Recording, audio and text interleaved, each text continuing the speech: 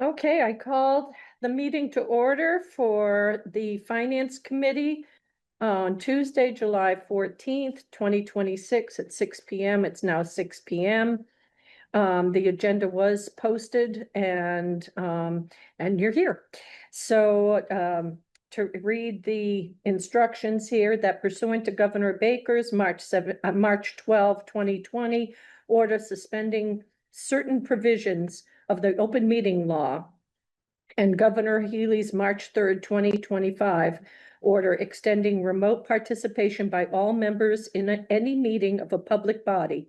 This meeting of the Finance Committee will be conducted via remote participation. And you're here in the audience as well. Specific information and general guidelines for remote participation by members of the public and or parties with the right and or requirement to attend this meeting can be found on the town's website. For this meeting, members of the public and committee members may attend the meeting remotely following the instructions at the top of this agenda. And every effort will be made to ensure that the public can adequately access the proceedings in real time via technological means. So given that, we need a roll call. Michelle? Here. Jeff? Here. Rayo? Here. Madonna here. So we are a quorum. We are all present. So there we go to the next item, which is committee member announcements or statements. Does anybody have anything to say? Okay, Michelle? As you know, we had a special town meeting on June 29th. And obviously, being a finance committee member, or if you're on any other board committee tied to the special annual town meeting, special town meeting, people are always going to use the taxes are too high. I don't like the school budget, blah, blah, blah. This time around, it was really striking to me that the one word that came up over and over again wasn't any of that. It was trust. I have no trust. And that was a painful thing to hear. So I really hope that we can rebuild that and earn it back, because you earn trust, it's not blindly given. So I think we should keep that in mind. And I just was so surprised by that. I don't trust town government. I don't trust you. It's me and so on and so forth. So hopefully we can turn that around and as we go into the new budget season. I'd like to echo that, and it was really striking. I did think that we had a trust issue moving in, or like going into the meeting, but at the meeting it was just so transparent. Like we have a big trust issue, and I'm starting to probably sound like a broken record at this point, but I do think what we need in order to turn this around, to regain the trust and build trust, is a change in the narrative that we have. Just the other day, I was, on my car listening to NPR as I always do. My children, of course, getting tired of that. But a famous biologist was there and a scientist, and was saying that in science, of course, facts matter, and we have to present facts. But ultimately, it's the narrative. The narratives are what allows people to understand the science and allows us to move forward. And as a town, I think we could do our best to present a lot of facts, present a lot of data, transparency. That's going to start to help rebuild this trust. But that alone, I don't think it's enough. We need to present a narrative to help to allow people to trust us again. So I think that's something we need to really work on. And to that end, I want to address communications, even among us, and as they go out to the public. I just want to point out, we got to do better as finance committee members, how we communicate. And this is no secret, at a special town meeting, I was taken by surprise. By Rayo's presentation, I didn't know about it until yes, there's open meeting law, but information can be pushed out through the chair of that so for us, if we're talking openness and transparency, it begins with us and what we do. And obviously within the parameters of the open meeting law, we do it. But I felt that blindsided, and which is not a good thing with me. That's the committee member. So hopefully moving forward, we have improved communications. That also includes how agendas go out and the completeness of the agenda. Something I do want to put on a future agenda is providing agenda packets to the public, much like the select board does. If we're talking openness and transparency, as much as possible, have a packet ready to go. So if somebody sitting in the audience goes, okay, this is what they're doing. I study packets, whether it's planning board, CPA, select board. Why aren't we doing the same thing? So I'd like to put that on an agenda when we get to adding agenda items at the end of this agenda. Thank you. No statement for me. Nope. And I'm good. Thank you, Michelle. And thank you, Rayo. Okay, so yes, the 6-9 minutes to be approved, we approved them. So we don't need to reapprove them. So, but we are going to have minutes for the meeting that we had on the 29th before the special town meeting. So that will be coming up. Liz is drafting those minutes. So when we get them, we'll have them for our next meeting and perhaps minutes of this as well. Okay, so now we get to the Finance Committee member vacancy interviews. So I have something I want to say, and I would like to move our number 8, which is the review and recommendation for appointment to the board, that we're going to make a recommendation. I think it would be best we can agree on if we take that together, Right. okay? So I want to thank you for being here. And this is just the way I feel. Fortune smiled on this finance committee when we had 3 residents come forward and send letters of interest in, because that doesn't always happen. So, and we, anybody who wants to willingly volunteer to be on a committee, as far as I'm concerned, is appreciated by all who serve on committees throughout the town. So tonight, I thought it would be good to have kind of a little roadmap about what we're going to do. And so I want to ensure that everybody gets equal time, okay? So that, and we're hoping that maybe between 10 and 15 minutes, we may not need that much time, but I want to make sure everybody has a fair opportunity. I'd like you to give an opening statement of some sort to introduce yourselves. I know we have the letters of interest and we have the resumes, and I thank you for that. Be good to know why you're interested in becoming one of our members. That's always a good thing because everybody has a reason to be here. And we may ask you questions. Just you're free to answer the questions, and you can respond. And when we've all had a chance to have everybody speak, we're going to, since it's an open meeting, we're going to deliberate.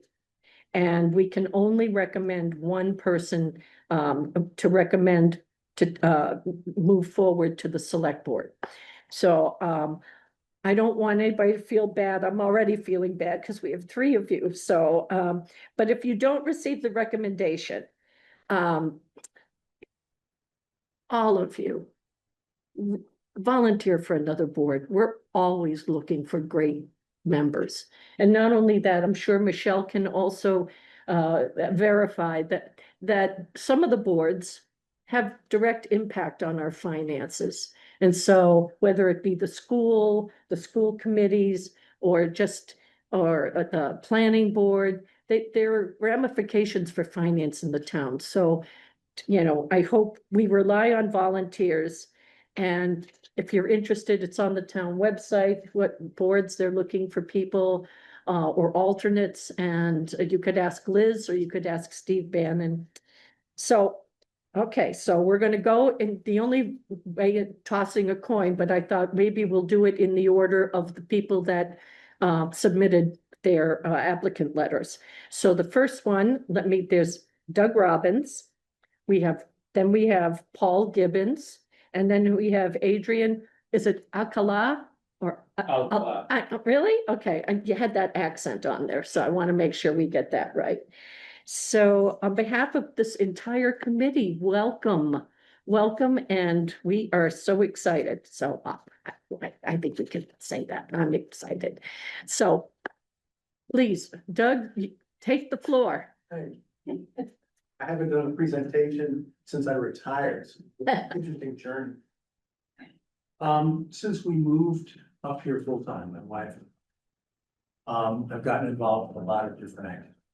I've been volunteering in different startups, like Berkshire, and I've been teaching photography in film production. I was involved in trying to assist in an educational facility, part of Shakespeare and Company. And when I saw the vacancy, I said, I've run a company for 40 years. And I'd like to say it's been an easy sale. It has not been. I consider myself a pretty decent business person. I have a finance degree.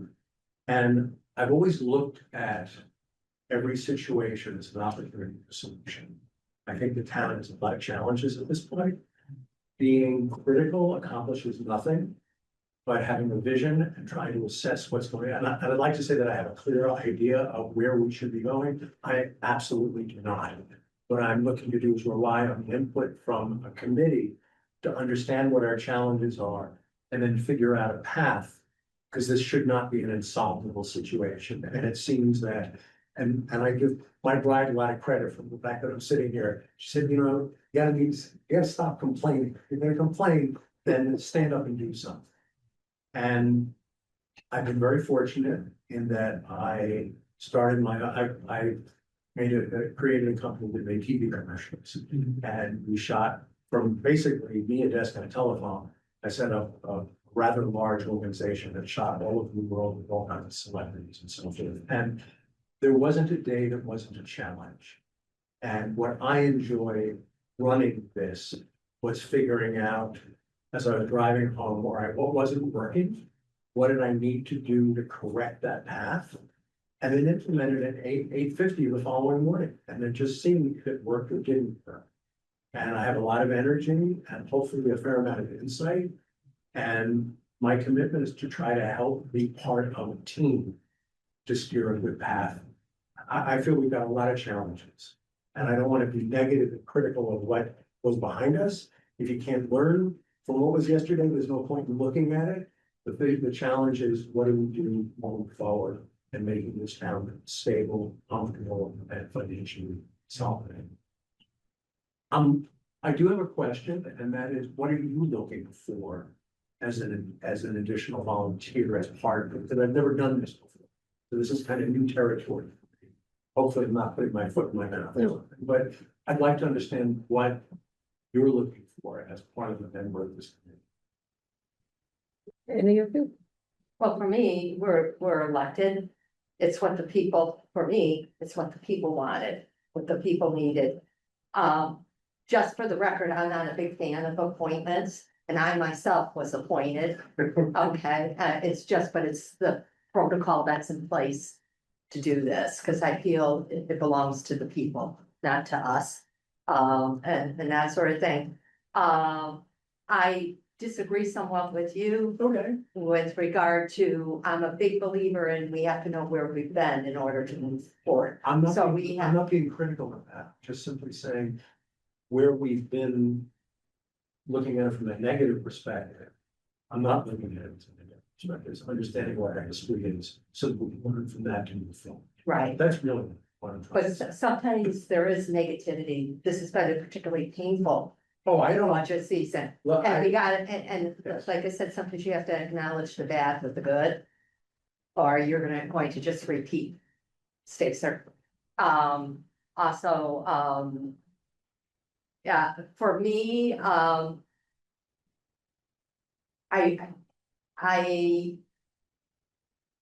really want to see somebody who's going to be here.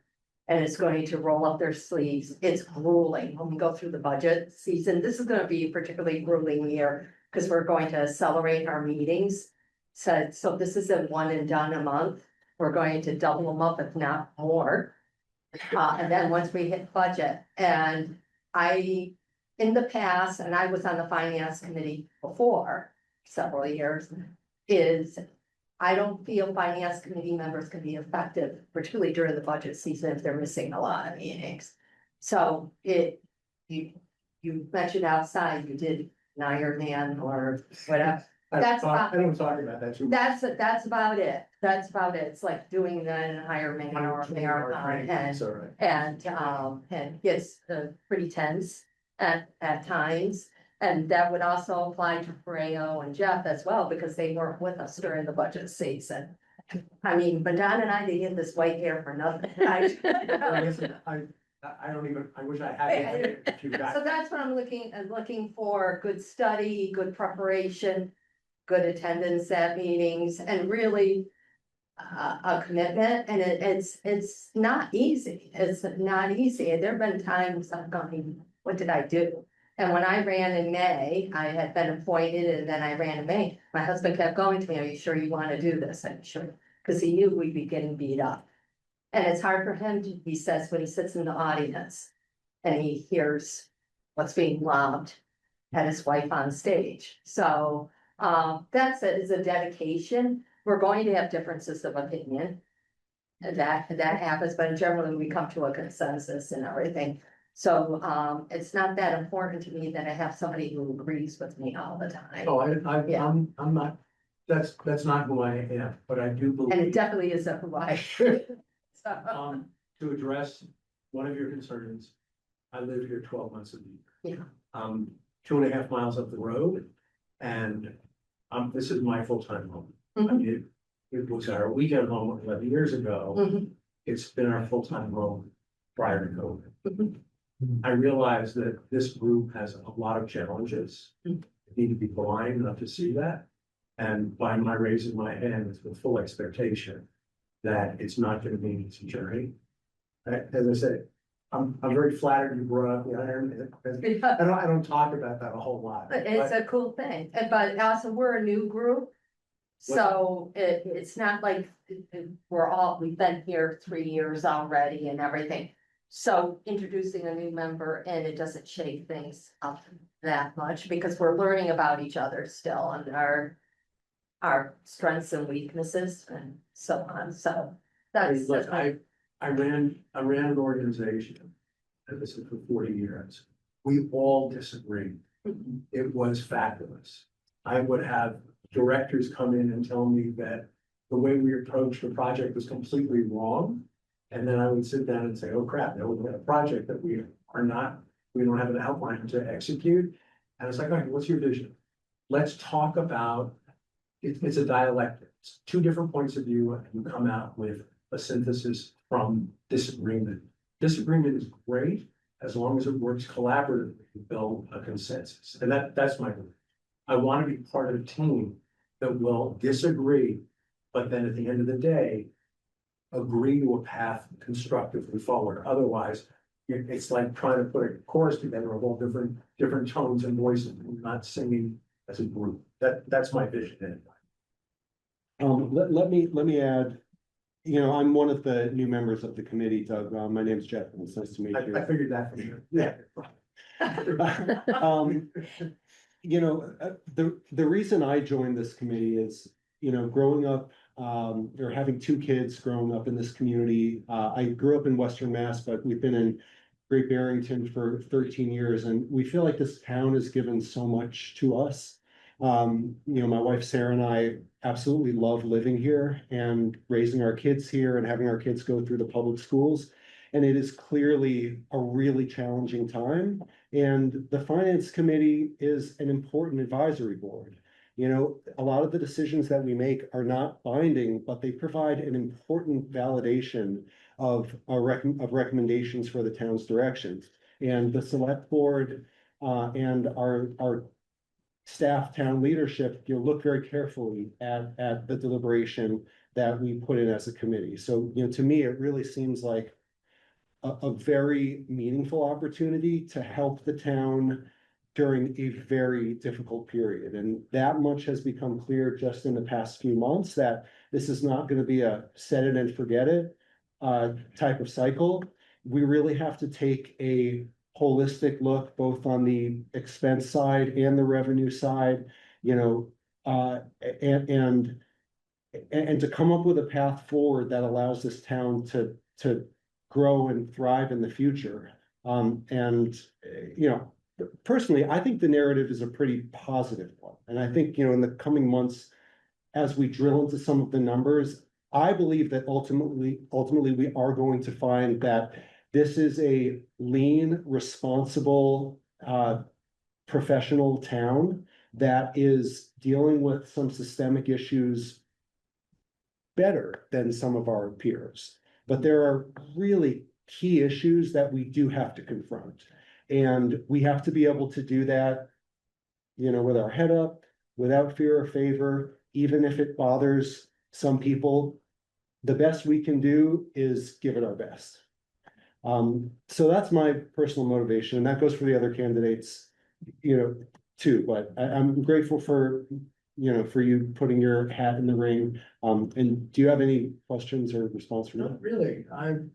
I have a sense of what I'm looking to volunteer to get myself into, and I am looking forward to doing. Period. I'm not one on backing off. If I make a commitment to something, I'm there on it. I don't know what other, I think there's a lot of unknown for me because I've never done this type of thing before, but I've never backed away from that challenge.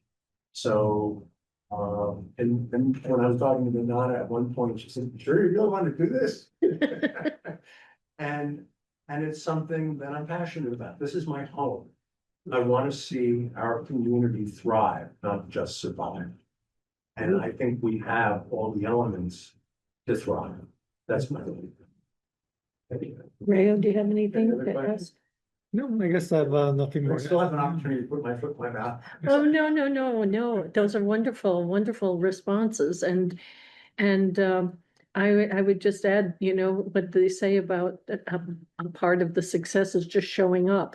So, and I've been on for several years, and in the beginning, when I first was on finance, we didn't really have a lot of long meetings, but this last round, it really got extensive where, you know, and they were numerous meetings, and they were sometimes went to several hours. So, but we managed with, you know, getting, you know, Berkshire Mountain Bakery pizza.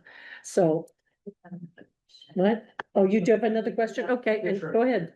And I'm going to ask this of all the candidates. Today's July 14th, just a short 2 months after the elections.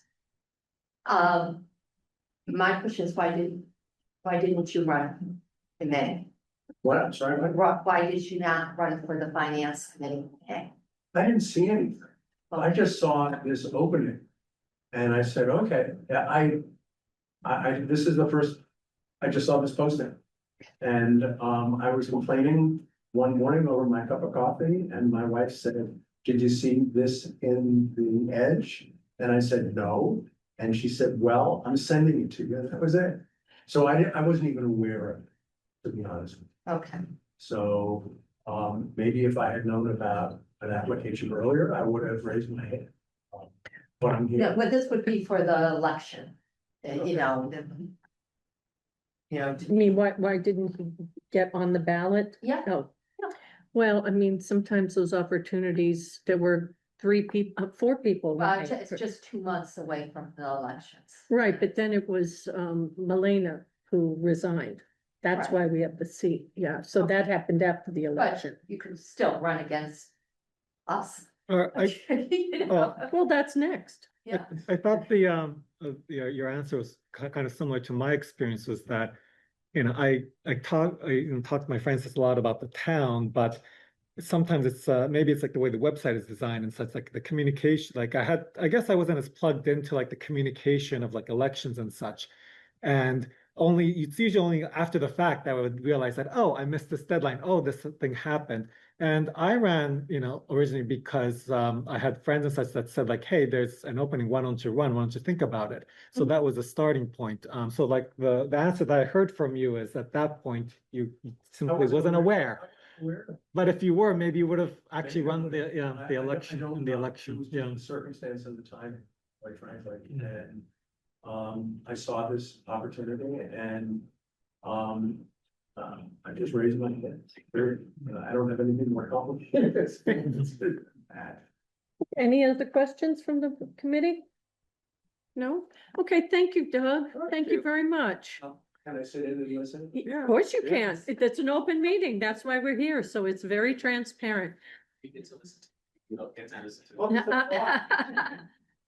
Mr. Gibbons, would you like to take front and center?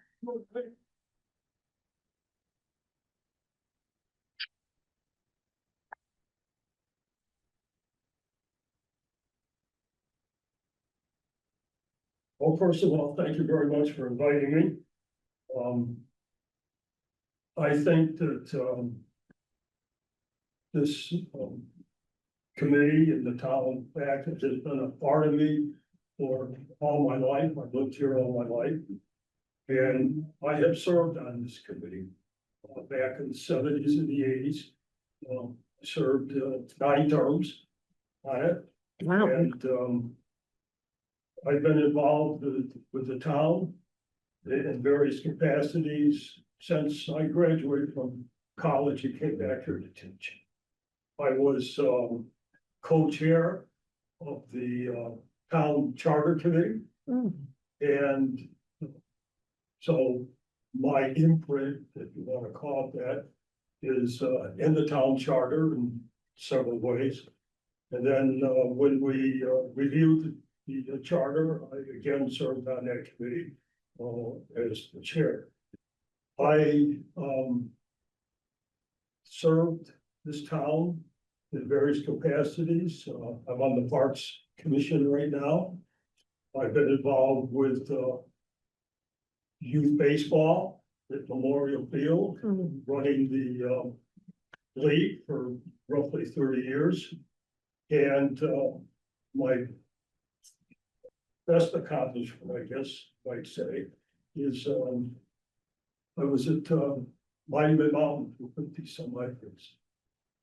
So I have been a part of this town, and my father served as a selectman. My uncle, whose name is on the street up in Housatonic, Yeah. also served this town.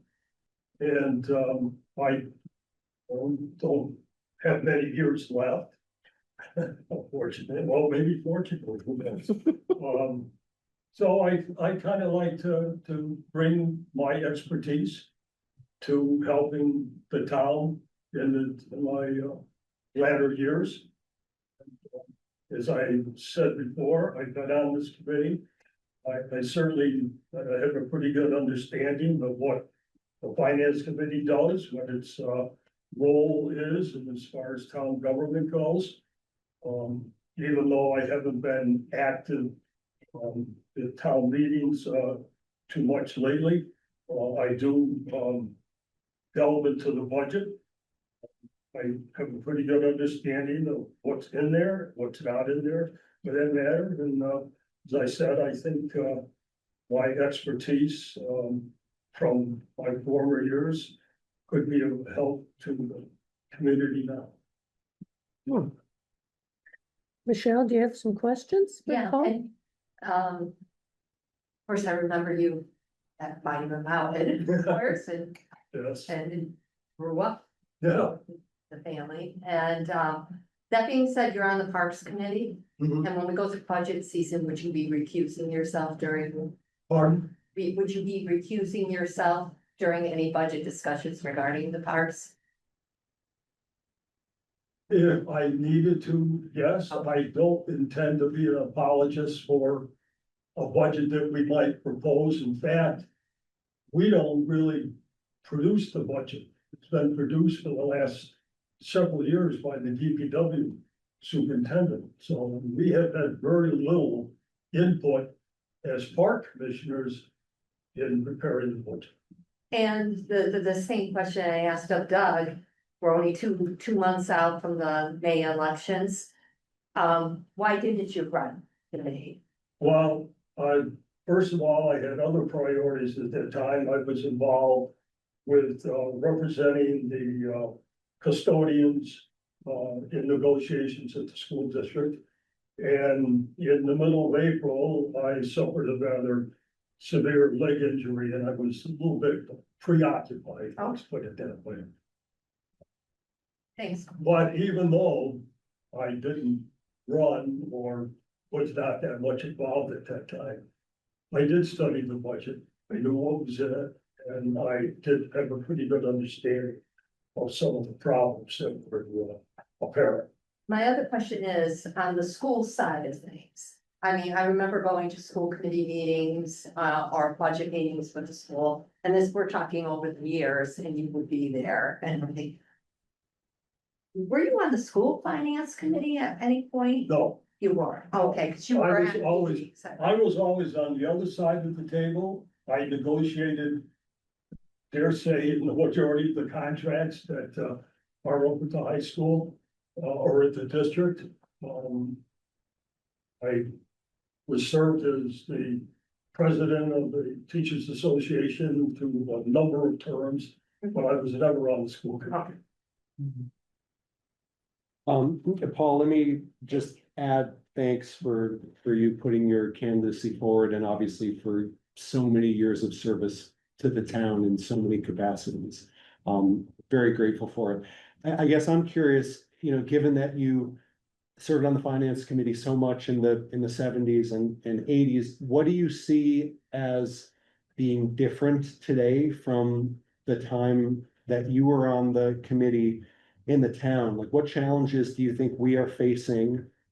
And, what's different and what's the same Well, compared with that period? that's a pretty involved question, but we went through Proposition 2.5. I was on the committee.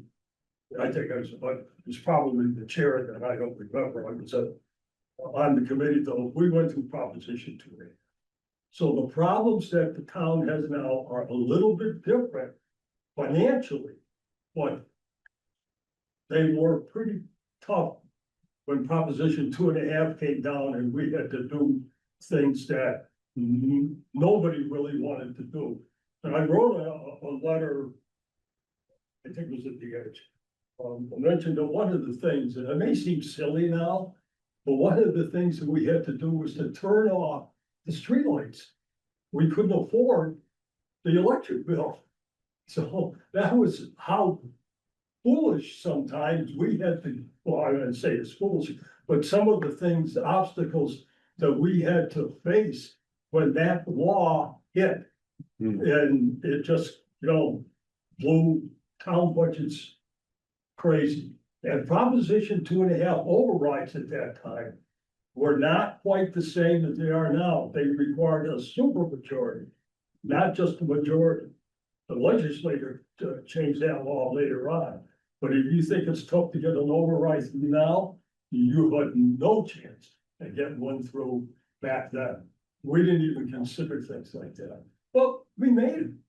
We did the tough things that people, I'm sure, never didn't agree with everything that we did, but we did the best we could. And fortunately, we did come out of it, I think, stronger than we went into it. And eventually, I believe that led to the town finally adopting the town manager form of government that we now have. Because before that, they had rejected it a couple of times.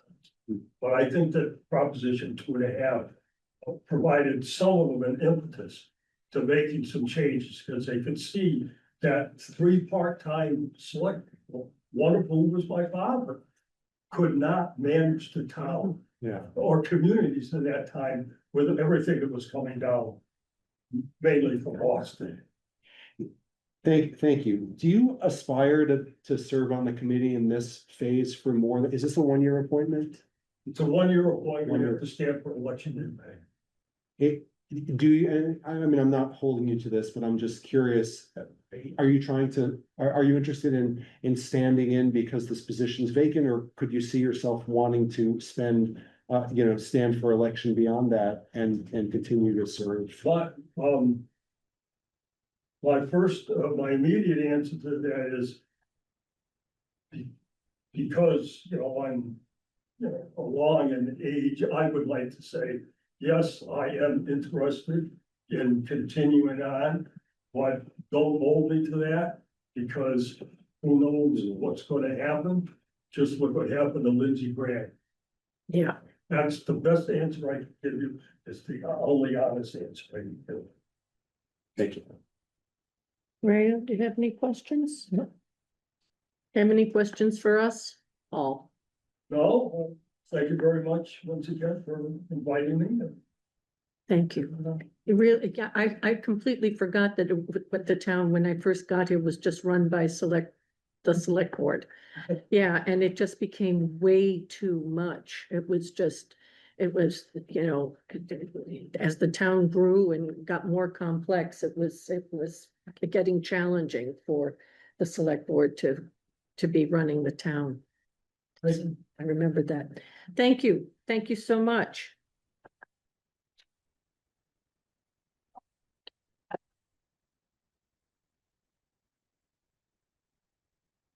And here's Adrian. Please.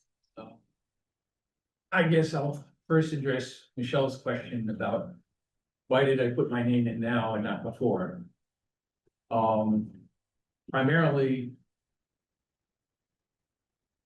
I put my name in now because it seemed like there was a need. And before I thought, oh, we have a finance committee, it's been going on, doing good work. And I assumed that it would continue to do so, and I would coast on that.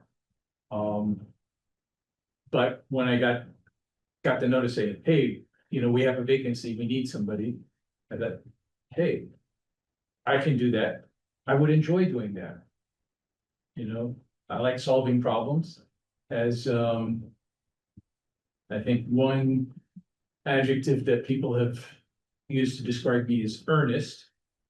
And I try to be a very responsible voter and community member in the town. And so I am always poring over what the finance committee has to say about what's going on, specifically, particularly at the town elections.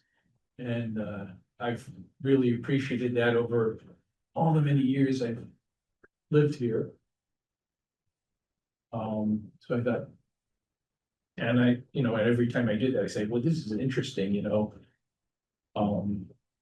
I enjoy problem solving, but I'll say, I'm segueing a little, before you solve a problem, because some of the problems, as I perceive it, from my limited knowledge of the finance committee, some of the problems that you have to try to resolve are structural, like I guess I'll say, but some of them are priority problems.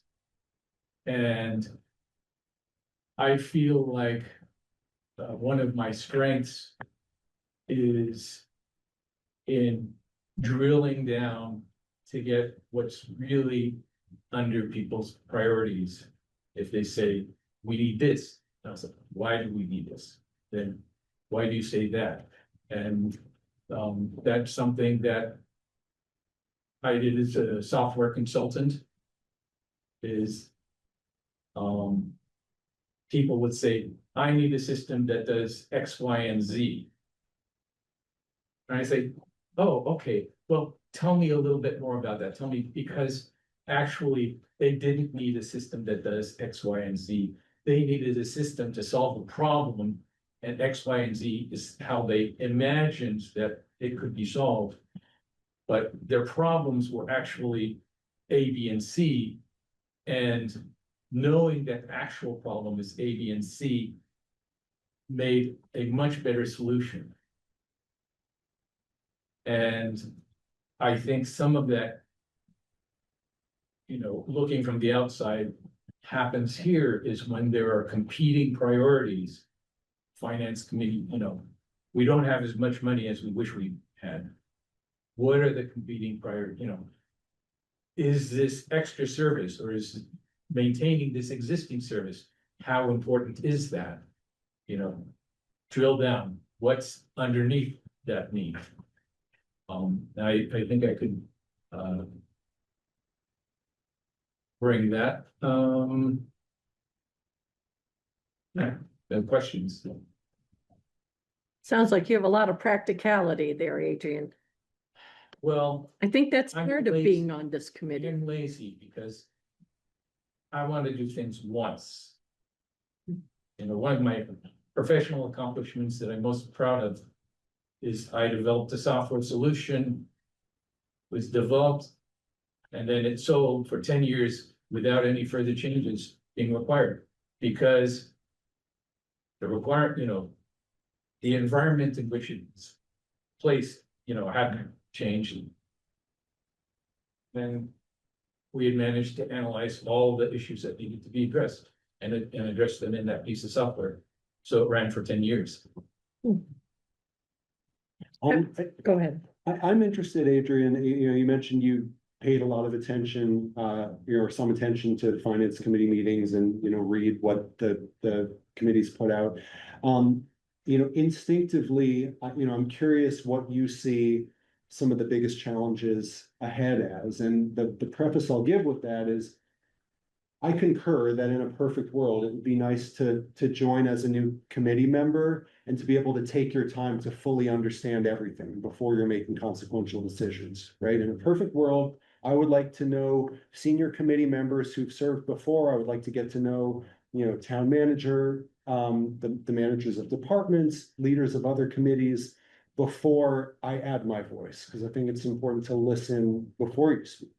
But that having been said, we don't really have that luxury. I mean, at our very first meeting, Rio and I had to look at some very detailed sections of the budget and respond to some citizen petitions that were challenging, and some of them were not an obvious answer one way or Right. the other. So, I guess all that being said, what do you see as, some of your early challenges and how you would respond to them? Okay.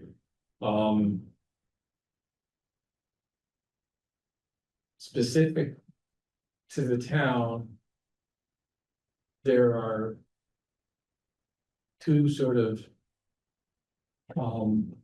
elephants in the room, and I don't even know what the options are. I'm not that plugged in, but there's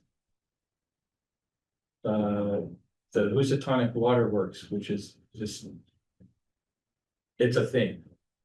And any resolution would involve money, but significant money, as far as I could tell. And, I don't think it's something that you can kick down the road, or should. The other thing, which I'm not up to date on the latest, but there's the whole, I forget what the correct term is, the dispute with the contractor who did the work that was not appropriately authorized. And the last I was aware, there were various theories about how to address that, but it needs to be addressed, and it's also a pretty big chunk of money aside from, for example, school budget. Maybe I'm incorrect, but I don't think the town actually has much say over the school budget. Am I confused? No, I think that's right. Right? I mean, Kind of change. Yeah, we want to change. well, we want to change that. That would certainly be a major shift, and would make, I would say it would sort of change the center of gravity of where the finance committee would need to put a lot of energy. So did that answer your question? It did, thank you. Okay. Michelle, you're, Mariel? I'm good. Thank you, Adrian. Thank you very much. Could I ask a procedural question? I may not know, but I know Michelle will know, but Um, yes, no, it's okay. Start by directing, putting it into your general direction, and anyone else can answer. For our deliberation as a committee Mhm. about the candidates, does it need to be in an open setting, or can we go into executive session has for to- the respect nope, of? It has to be has to be an open session, because there's only a few very specific exemptions to there are 10. And some are union and contracts and legal things, and then there's. Surprise. Right, surprise. And so it has to be, because I thought that we could, and then I asked Liz, and then Steve went, no, because we want to make sure that everybody feels like they were heard, that they got a fair, and it's open, so, yeah, so that, I did know the answer to that procedural thing, so, yay. Okay, well, we've heard from our candidates. Gosh, you guys are all strong. I mean, really. I wish we had alternates. I actually asked, I asked for 2 alternates, and Liz said, yeah, no, that doesn't work on this committee. But I'm on zoning, and so they have alternates on that, but darn. So, okay, well, we have to have a conversation. Okay, Michelle, do you want to? I felt all 3 candidates are strong candidates. So, when you think the ups and the downs, everybody had ups and downs, as do I, or as everybody else here. I like having some historical perspective on what's going on, and an awareness of what's already been happening, moving forward. On qualification wise, on paper, all the candidates were great. And I'm just relating this, I remember when the Du Bois statue was being discussed, as far as what model of the statue would go in front of the library.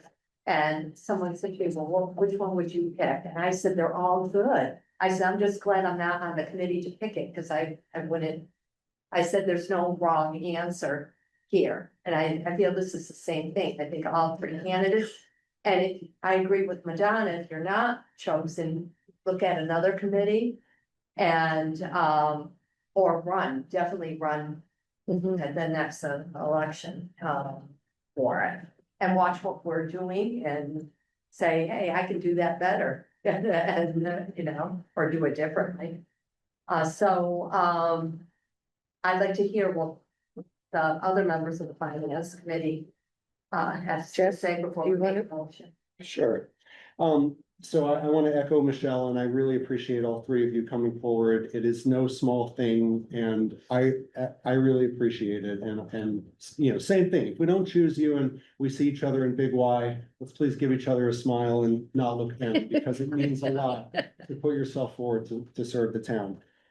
So after listening to all our candidates today, my front runner is Doug. And the reason, there are a few reasons. First, I think a degree from Wharton means a lot.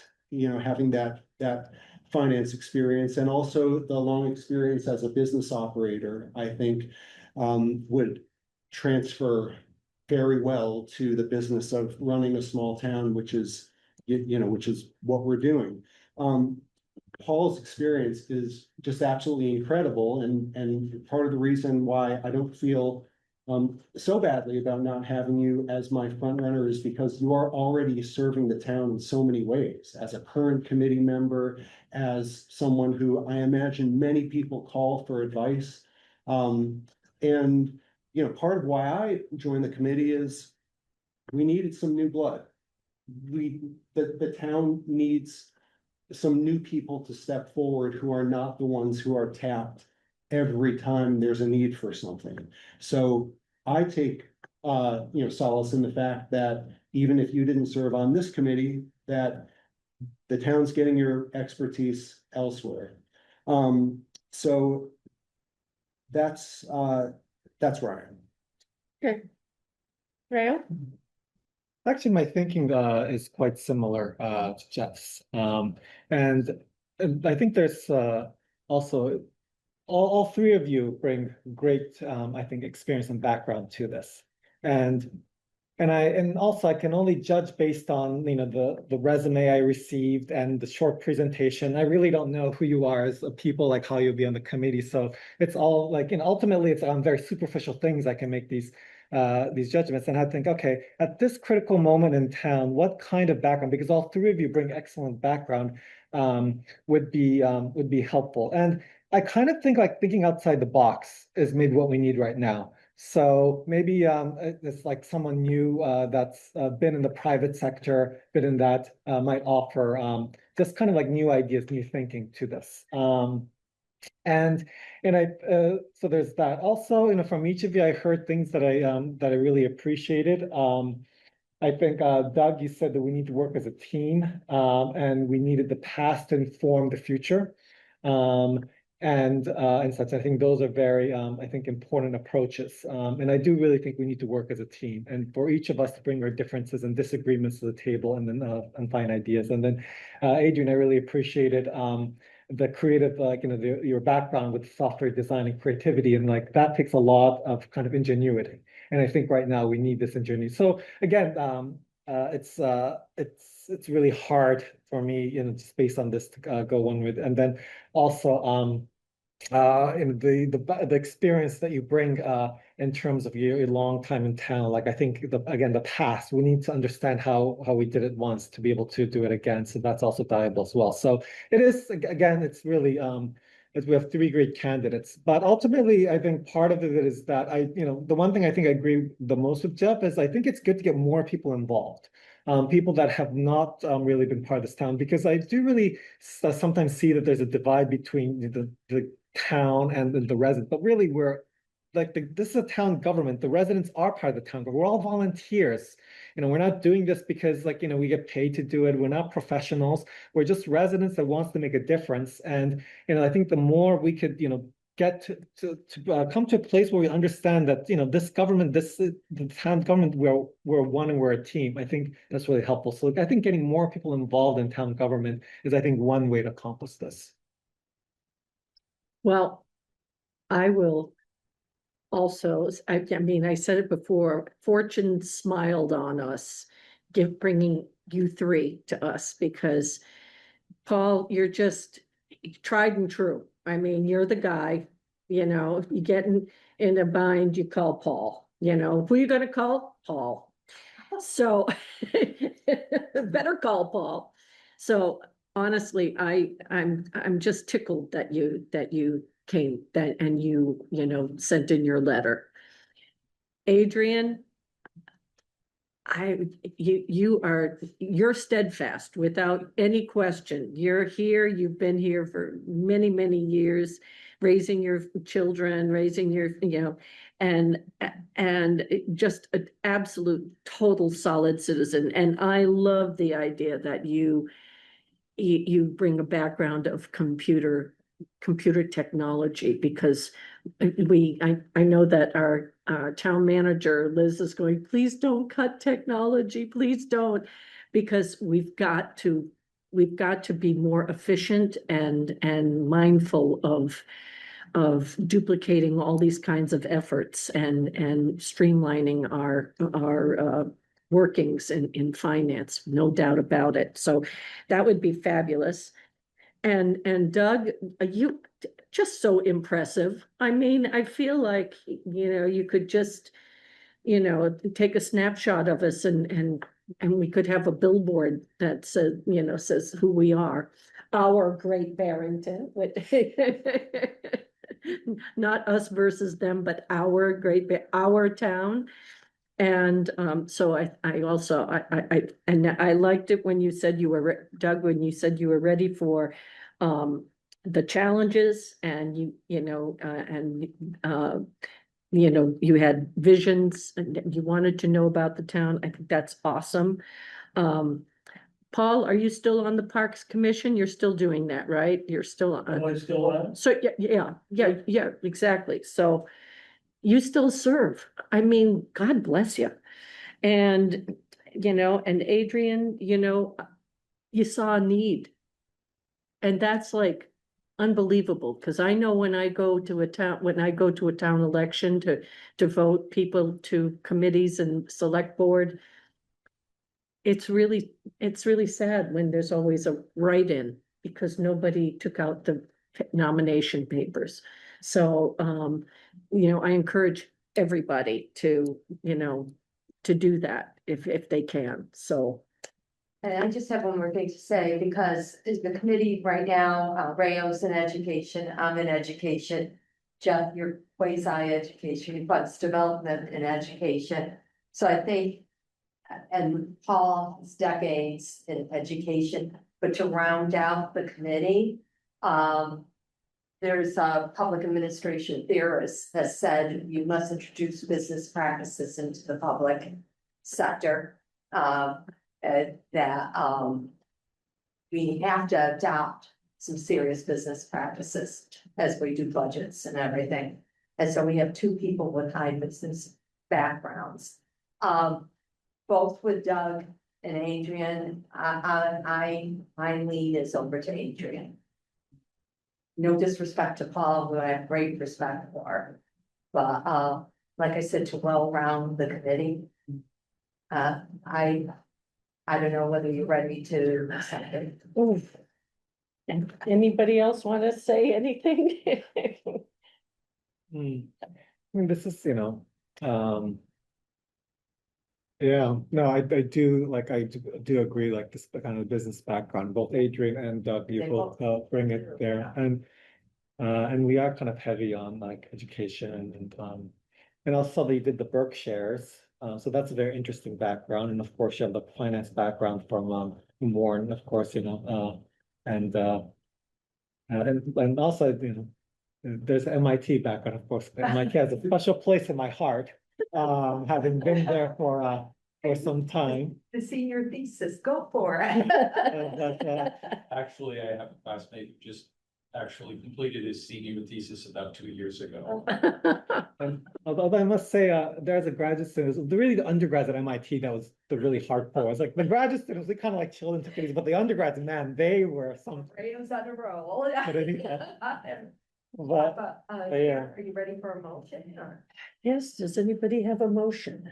I would like to make a motion to appoint Adrian, and I'm sorry, Adrian, how do you pronounce your last? Alcala. Alcala to the finance committee. Is there a second? I'll second, and then we can discuss. Or is there another motion? Well, we're discussing. Oh, no, I'm sorry, we're discussing. So we shouldn't offer a competing motion if we want. No. And then we have We to take vote on handle that. this. The other thing, Michelle, I believe we have to ask the public before we vote. Oh, yeah, Penny, Yeah, oh, you're right, absolutely okay. correct. Okay. Yeah, thank you. So the motion's made, It's made and seconded, seconded. Any discussion? But we're not voting until we hear. right. Yeah.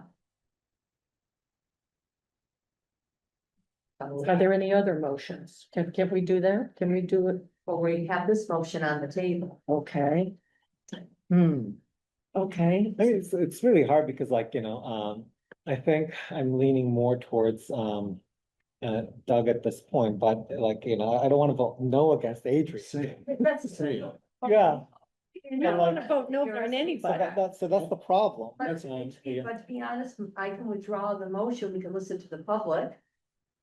Okay. Yeah, Shall so, we, shall we? I withdraw the motion, who seconded the true policy? I seconded. Okay, so the motion's All right, off so the now, table. okay, so, Okay, well, let's see, I go to So let's participant. hear from the public. Wait a second, why is this not working? Don't I go to participants for this? Oh, there we go. No, here, attendees. I don't see any raised hands. anybody want to raise hands? It's up, Oh, there's Ken. James Garzon. To talk. See, this like me as a Mac user, like it's always when I use PCs I have difficulties. Okay, James. Good afternoon. It's James Garzone, North 84 North Lane Road. I just wanted to say thank you to the 3 people who applied. I really don't want to give my opinion. I'll give it a citizen speak time. I have a lot to say, but I just want to say thank you for the three people. I just want to say that we're in dire straits and we need a lot. So I'll end it there and I'll speak later on more. Thank you. Okay, thank you. Anybody else? Eileen, Steve, or Vivian? Okay, seeing none, we're back to the. I wonder if I'm- Oh, and Could I ask the chair, if you don't mind, do you have an opinion about who would be the strongest candidate? Because that might inform any motion See, that's made, because. it okay, seems like so three of us to be quite honest, I think that it's just a Hobson's choice between Doug and Adrian. And I'm kind of smitten on Adrian in terms of the technology. I think we could definitely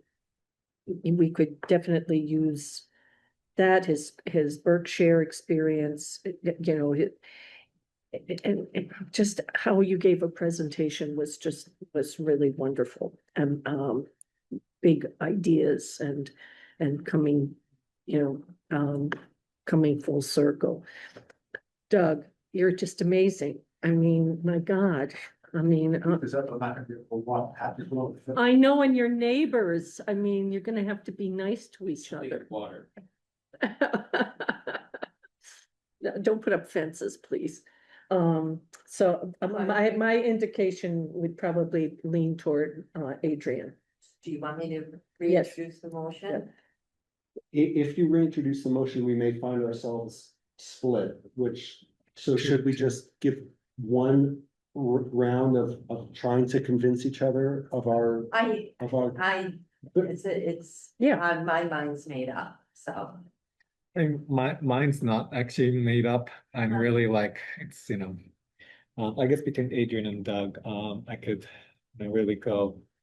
But what would happen, like, if it's a split vote, procedurally what happens, then You to can't- select board, but if it's 2 to, It's a recommendation to the select board. So then It's there- just a recommendation, Right. and we So can't, I correct my motion, it should have been to make a positive Right. recommendation for whatever candidate we did. So we're making a recommendation, that's so it. if it's a tie, then we'll go to the select board. then there's no recommendation then Yeah. probably. because- Is that true? Yeah. Let me ask Liz. Yeah. So we could split 2 and 2. and No, let- but then there's no then the So- select board chooses whoever. Yeah. they Yeah, but then, choose, yeah. And they'll have their deliberation and everything, like they'll take into account what we said.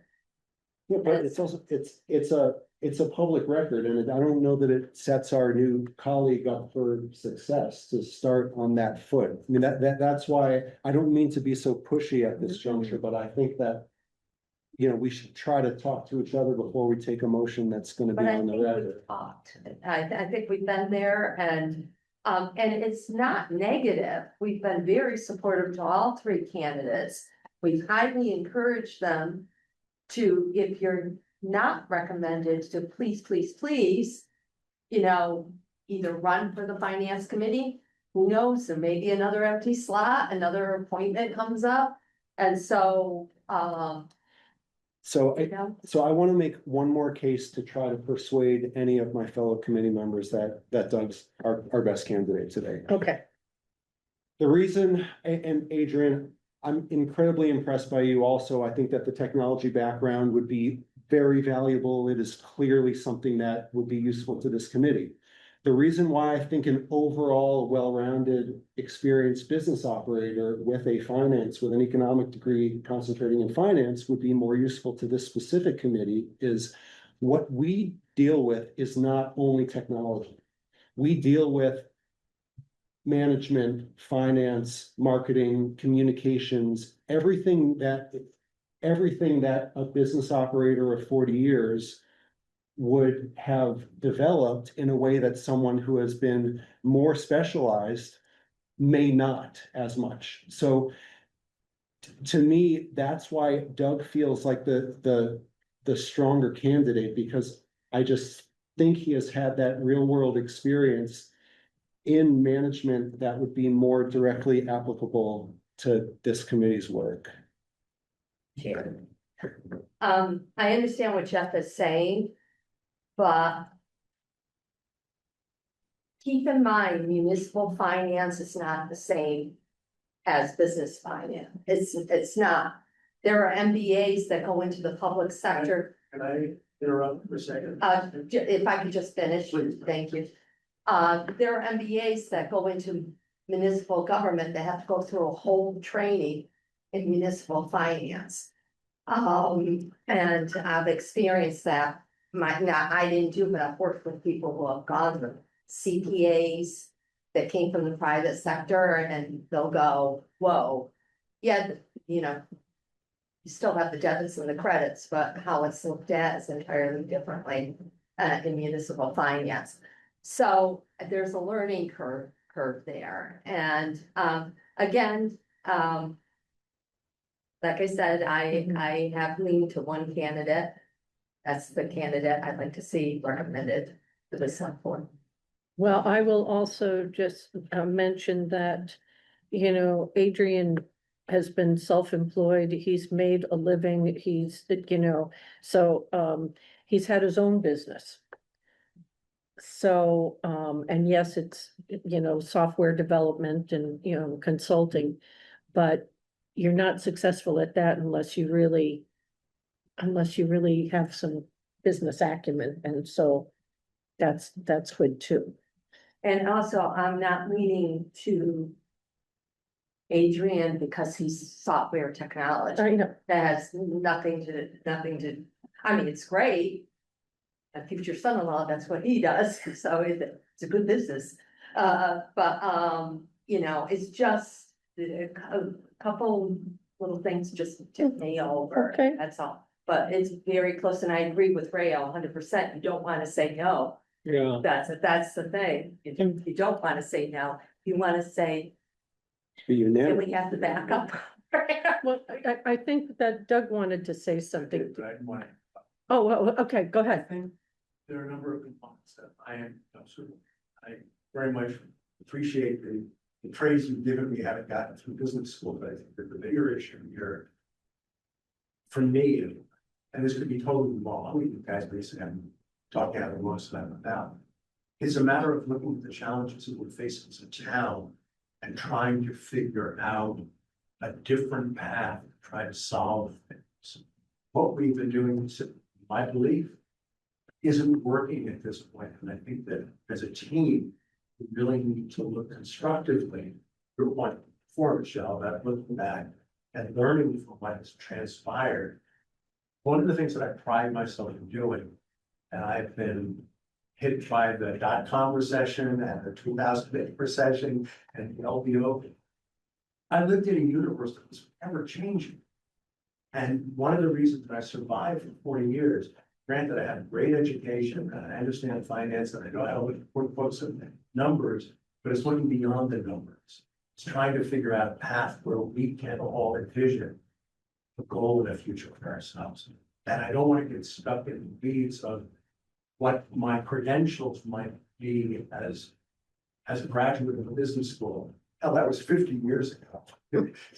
And my attitude about a work degree, that and if you find a paper from a corner, get your phone call. It's a matter of learning how to learn. It's listening to what the challenges are and figuring a constructive path so that we can excel, not survive. That's really what it is. So sorry to, No, but no. I wanted to answer what you're saying. Adrian, do you have a comment? Not really, other than that I agree. Technology. It's a tool, but it's really only a tool. It's only a tool. And so I don't know that my specific technology background is any more or less useful than a work in finance degree. It's really listening, hearing what the issues are, and working with people. Anybody else, Ray? I do think we should have a recommendation. And you know, the way I'm seeing is that, you know, Michelle, Madonna, you guys support Adrian, and Jeff, you support Doug, and I'm kind of on the fence, maybe Doug a little bit more, but you know, like Adrian as well. but if we do a 2-2, then it's not gonna survive, so maybe I think, you know, I'm perfectly happy, in other words, I can support you, so, you know, so the committee could have a recommendation, yeah, I think, I could, you know. Oh, Paul, do you have something? Yeah, I just want to ask a question here, and please don't misunderstand No, what I'm going to say. You said at the beginning of the meeting, your committee had to make one recommendation to the board of selectmen? Did you say that? Did I understand? right, that's what we were charged with. I thought, now I may be wrong Okay. on this, that each of you plus the 5 select board members each get a vote. No, No, no. No, I Is don't. that- Because I remember my own appointment. it's a committee recommendation. No. Liz, can you weigh in on that? No, it is, the finance committee for tonight needs to make a recommendation. However the words are, whatever it is that you make a recommendation. And that goes to the select board, and then they consider it, and then the 5 of them make the actual appointment for a 1-year term to the actual election. Is that different than what Mass General Law? I forget section. That's in Mass General Law. Hmm? Section, I think it's 41. So it is 41. Yeah, so that isn't at, Mass General Law, so.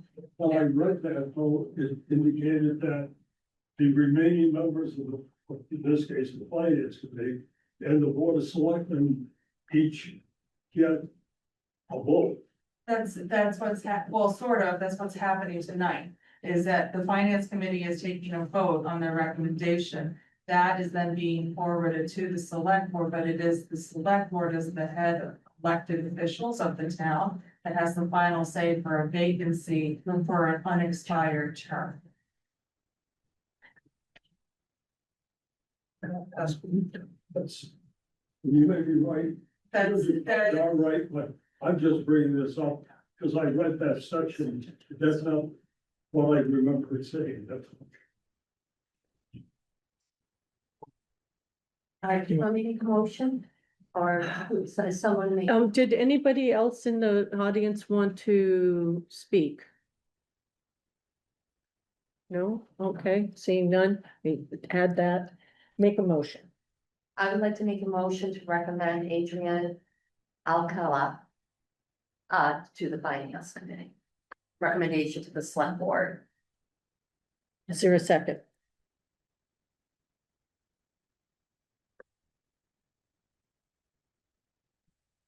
I guess I'll second the motion. Okay, Rayo seconds it. Is there a vote? Michelle, Aye.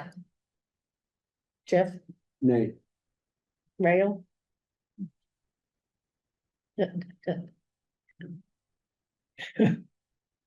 It's okay, just, No, and I'm. Boy, oh, look at you out there. I guess it's so hard. Um.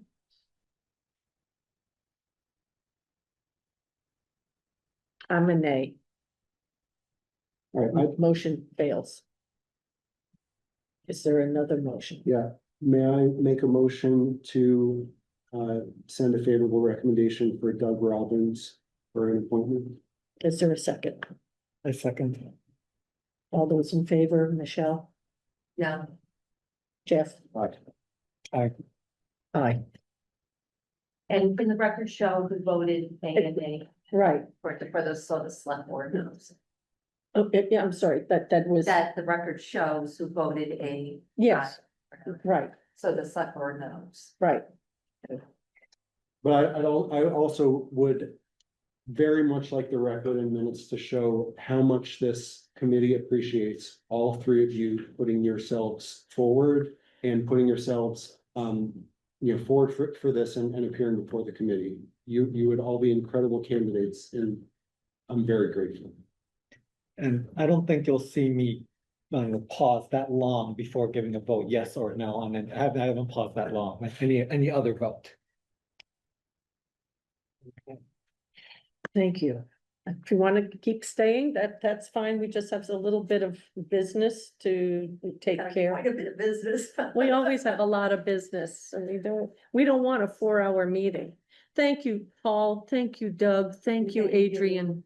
Honestly, it's just, we were just so lucky to have you. So the next thing what we had was a vote to confirm the Preservation Committee representative. I'm going to ask to, a motion to table that until we get a 5-member board. Would that be possible? Is, Motion to table that until we. is there a second? Board. Yeah, I'll second that. Okay. Is the motion to table, that was. We didn't vote. What? Didn't vote on the motion. Yeah, No, right. no, I know. I was just Oh, okay. jotting it down. Second, and motion to table, and it's seconded in a vote. Michelle? A discussion. Just, yeah. Oh, a discussion. I kind of would like to move forward with it even without the 5th member on, because we have to wait for the select board. That we gotta get our wheels in motion. Well, okay, It's just, I would like to, appoint someone. Well, I guess the only reason why I thought we might want to wait one more meeting is that we have a 5th member joining. What if that person wants to be on this? But then we have an inexperienced, Well, and again, Right. being devil, I Yeah. have strong opinions if you haven't noticed. And yeah, I think there should be somebody, that's a powerful committee. So somebody who just got appointed, has been here.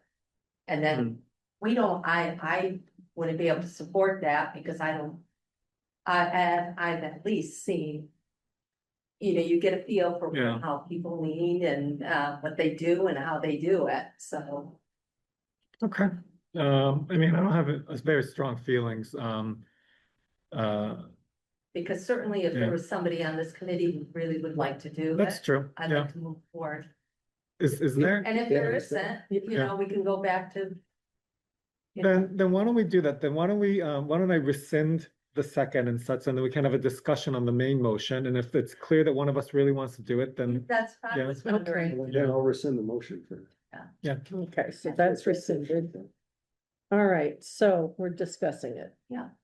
And so the question. I know I don't have time. There's just no way I could take on. And I'm more curious with, because I have some very strong feelings about the CPA. Would you have time to do it? I don't think I would be effective on the committee.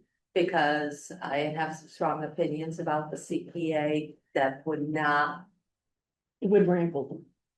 I wouldn't bother me to rankle anybody, but, Yeah. it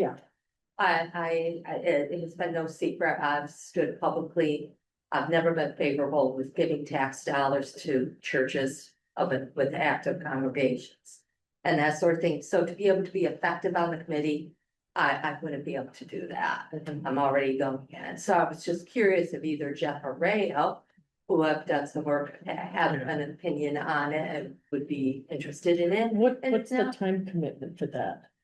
It's a lot, when they go into, it's just like our budget season, when they go into reviewing the applications and everything, every board and committee has that, you know, Right. time. And it's just, I think it's in the fall, Liz, isn't it in the fall? So it's just before our budget time. But I really wanted to give an opportunity to the existing committee, because if there was somebody saying, geez, this is something I'm really passionate about. And I support it and that sort of thing.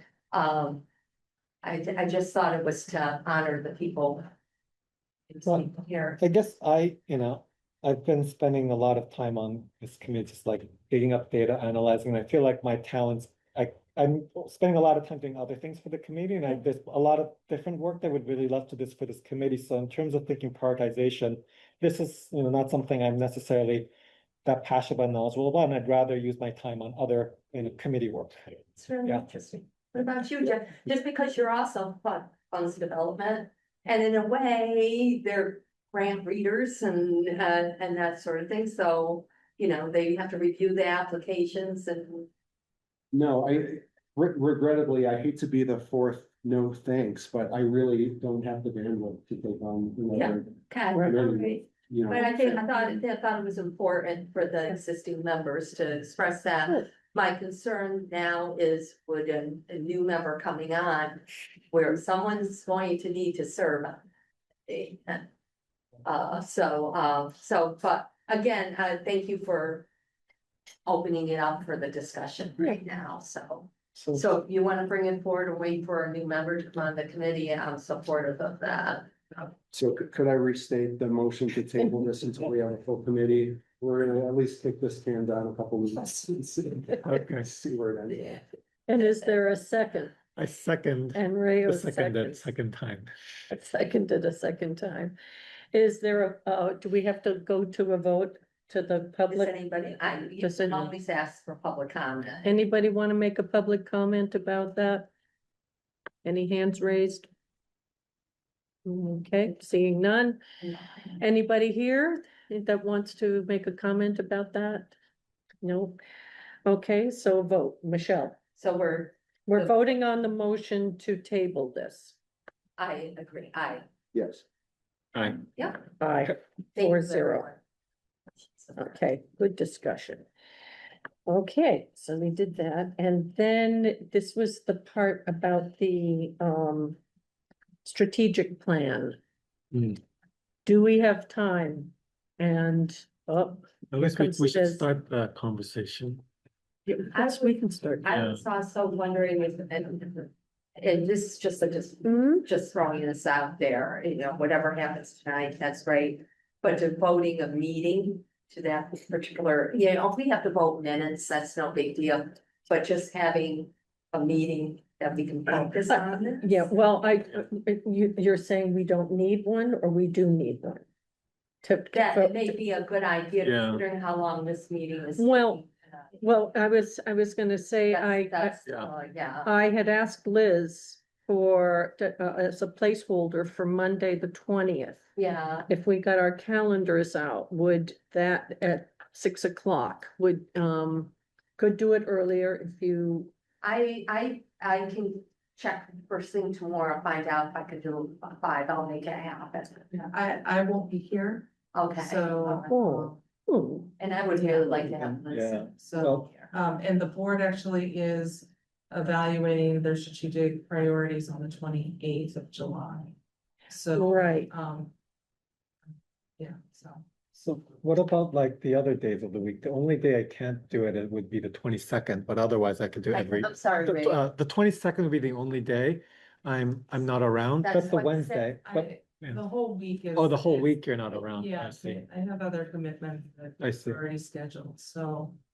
I recognize the meetings going on, but you know, do people have things they've got to get to now, or could we? Well, we're already at 7:30. Do we really want to, Well, yeah. I know myself, I've been up since 3, Yeah, that. It seems like haven't next week noticed. isn't an option, and I mean, it is an option, it's just that I wouldn't be here, Yeah, so and that- that's all, and you can yeah. deliberate, I mean, there's gonna be a lot of times, if you're having an aggressive meeting schedule. There's no way that I can commit to that, as well as supporting all the other boards and committees. So you're gonna have a lot of moments where Ally and I are not gonna be here, and that's okay. Because actually, we're not voting members, we just are there to guide you and advise you of how operations are, but there's gonna be times where, again, it's not me that's making these decisions, it's you making the recommendation. And already, we've had discussions where you brought up a lot of points regarding strategy and moving forward and everything. I think we've all have during the many months of working with the select board. Although I would love to have every meeting with Liz there, it's just not possible, but I'm okay with Monday if we. yeah.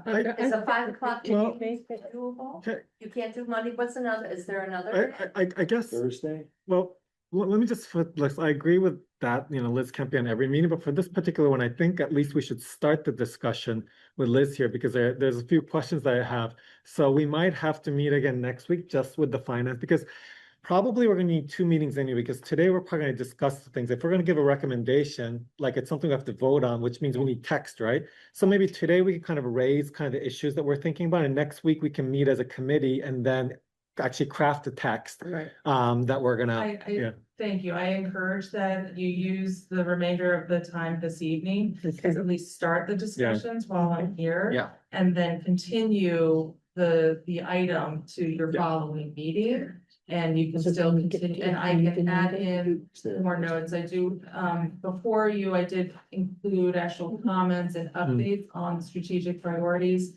And actually, there was, a discussion on June first with the planning board, and those comments and updates are actually not inserted in this spreadsheet, so I can give you an updated spreadsheet. So you have the most up-to-date conversations, Okay. which then the select board will be incorporating into their workshop on the 28th at 6 Right. o'clock. He can meet on either, Jeff can meet on either Wednesday, the 22nd or 23rd. Would that work for you, Misha? Sorry. I said Jeff couldn't do it on Monday, but Right, he, I could do Wednesday or Thursday. I could do Wednesday, I can't do Wednesday. and if there's a planning board meeting Thursday, is there one Thursday? Not I don't think there for is. next Thursday? Yeah, I don't think there is, the 23rd. because I was at the last one, I think if there isn't. Thanks to, Could you do Thursday? I can yeah, do Thursday. if there is no, I can do Thursday. Okay, There is that's not. good. There isn't? There is not, Yeah. Chris is on Okay. Can vacation. we do a five? Okay. Is it, can you guys, do five? We can do that. I can do five. And then we can really sink our teeth Yeah. in. Okay, We can here. come up with text and such. Yeah, yeah, let's do that. Okay, That's good. Okay, okay. all right, so All right, so we have our time, the 23rd, 5 p.m. for meeting. Fall. Okay, so we can get the agenda out. Okay, so Liz, Rayo, do you Yeah, have some questions for Liz? So let me first kind of get orient myself with the different docs. So there's the select board strategic priority, and then there's a 5-year financial strategy. Yeah. That was also sent, but what we're discussing is really the strategic priorities, right? That's document. Correct, yeah, so that is a 2-year priority plan that is examined every 6 months by the select board, and it's basically it's tasks that the staff and then even boards and Right. committees are not challenged, but they're set goals to accomplish and steps within it. So the 5-year strategy, I think it's a blue document. Phil is running out. If you want to start. Do you want to come over here because then it's not blowing at you? Yeah, that usually works, right? Sorry. I'll see you log. So, yeah, so the 5-year financial strategy is something that should be actually incorporated into the strategic Right. priorities. Tools and areas that can set us up for financial success within the areas of focus. So municipal service is one of the areas of focus within the strategic priorities. And, but then there's also the incorporation of housing and then their collaboration. So, yeah, it's a So crossover. I mean, that's really helpful because when I got those two documents, they're kind of getting at similar things with different angles, and the lack of these two syncing is, I thought, like somewhat of a problematic. Right, so the Yeah. timing, so let me just explain to you, the timing of it also explains a lot for you, Yeah. so. The strategic priorities was built and has been ongoing for every 6 months, right, for years. And we updated it on December 1st. And then the financial strategies was actually proposed by me Right. on February 13th in my budget. Yeah. So it was identified, those strategies were identified based upon my analysis and projections for the upcoming fiscal year 27. But those actual strategic priorities have been built Right. without that data to be incorporated, okay? So that's where it's time now Good. Yeah. to marry the two together and put in strategies that we can step forward and then assign to different boards and Good. committees to assist with the projects. So I'm really glad to hear that because I felt like the strategic priority, and I guess when I looked at the date, it kind of made sense, is that it Yes. looked like strategic priorities for normal times, not strategic priorities where we have a budget crunch. And hence, that's actually a benefit for in the policies and procedures of the select board, it's actually in there that they look at it every 6 months, and that's. Again, a really good exercise to do, so you make sure that it is a true reflection of where the community is going, because it can change very quickly. Just like this moment that happened during the building of FY 27 budget, so. Yeah. Because one thing that really the strategic priorities that really seem to be missing was things about financial stability and things like that. And some of which is reflective, of course, on the 5-year. Yeah. But it seems like if having a strategic priority, we can think of in these 6 buckets, but like up in the 6 buckets is like, how does this relate to strategic stability? Are there things within this bucket that can contribute to financial stability? It seems like those things should be all tier 1s in each of the 6, or rearrange it completely and structure it more like, I think the document you have, which to me makes more sense, is like the structure of a document. Yeah, so that again, that's where it's very important that the select board have a lot of the different voices of the different committees, because it's their job to actually take everyone's comments and then try to identify really a balance between it of, environmental needs with this ton of waterworks and the financial plans of the school and housing and development and all the infrastructure needs and everything else. So they have to find that nice balance in moving forward on it. So, but to take it to another level, to add another document, just remember that the financial strategies as well as the strategic priorities, when it incorporates the financial elements, then it shifts over into your policy for setting for FY 28 budget building, right? So it has to have a lot of, it has to be tied together, right? Yeah. It can't be contradicting Right. the goals, so, okay. So this is the segue into what we're gonna be building for the actual policy. I'm hoping to understand a little bit more as a new committee member, what the finance committee's role is in these plans, and does it differ from the other town committees? So what is this committee being asked to do vis-a-vis the 5-year financial strategy and the select board's strategic plan in their upcoming workshop? So in the strategic priority plans is actually like a preview of the expenditures that's gonna be coming, that you're gonna be waiting on and advising the committee. So you're gonna be seeing everything in here of like, what kind of zoning changes are gonna be coming to then add in different types of new growth and other elements that you will have to be weighing in on. Even community preservation, opportunities in here. Yeah, there is a strong overlap, and so that's why the planning board had actually a joint meeting, because it was not just about the seasonal communities designation, but other zoning opportunities that they need to start being tasked with to achieve the strategic priorities and identified in here. So this is your opportunity, and the Board of Health will have an opportunity to weigh in, as well as conservation, to just make sure that they have a chance to review and guide and advise the select board in what areas of focus that they need to prioritize, and if they need to adjust. Because this is my also guiding tool for the operations. Yeah, so Right. that's helpful. So this is in draft form? This is actually adopted in December 1st. This format right now is our current version. And so then in the spreadsheet, which I handed to you tonight, are the updates and the status actually of it. So that is kind of how I'm keeping track of things right now. And then I will if the select board actually votes to update this and shift tiers around and whatnot, then I will update this and it'll have a new date on it. So, yeah, but this is the current doc. So, and these are, I'm sorry, just one more Okay. question. I'm sorry if it's a bit remedial, but it's helpful. Yeah. So what I'm looking at here these are recommendations that are already being put forward either from. No, that's actually in the document, so the core priorities as well as then the actual tiers. So these are the current projects that it's literally everything that's in this document laid out into a spreadsheet with a status.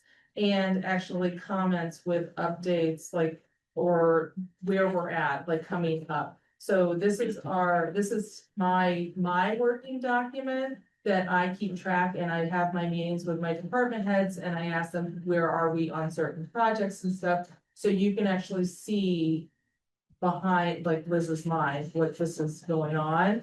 But this is the formal document that guides us with just an overview. This is your Cliff Notes 101, okay? And Yeah, the final is that so is the goal that at the select board's working session later this month? Yep. They're going to take all the recommendations and make updates to this, Yes. and then that will come back to us? no, Or that is a we're done- select we're board, done with this that. is a select board document, so it doesn't come back for additional reviews, but the board can actually attend the meeting on the 28th, and I don't know if they're actually gonna finish the actual changes, or if it's gonna be continued to a following meeting. It did take them, I think, 3 meetings in total last time. We started on November 3rd, and then we didn't get done until December 1st. So there were a total of 3 meetings that they worked on this document, okay? Okay, thank Yeah. you. Yeah. So I think that's really helpful. And, while I was going through strategic documents, I was taking notes on in each of these things, like on things that I thought could be in there, priorities that could be changed. But the common theme of the kind of reflecting what our committees here, like the financial. So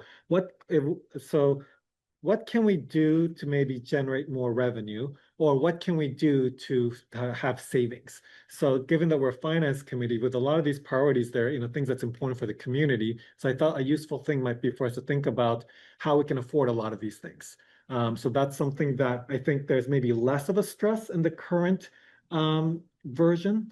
So that's something as a finance committee might be something we might want to think about and recommend as a general category, like a broad category of things.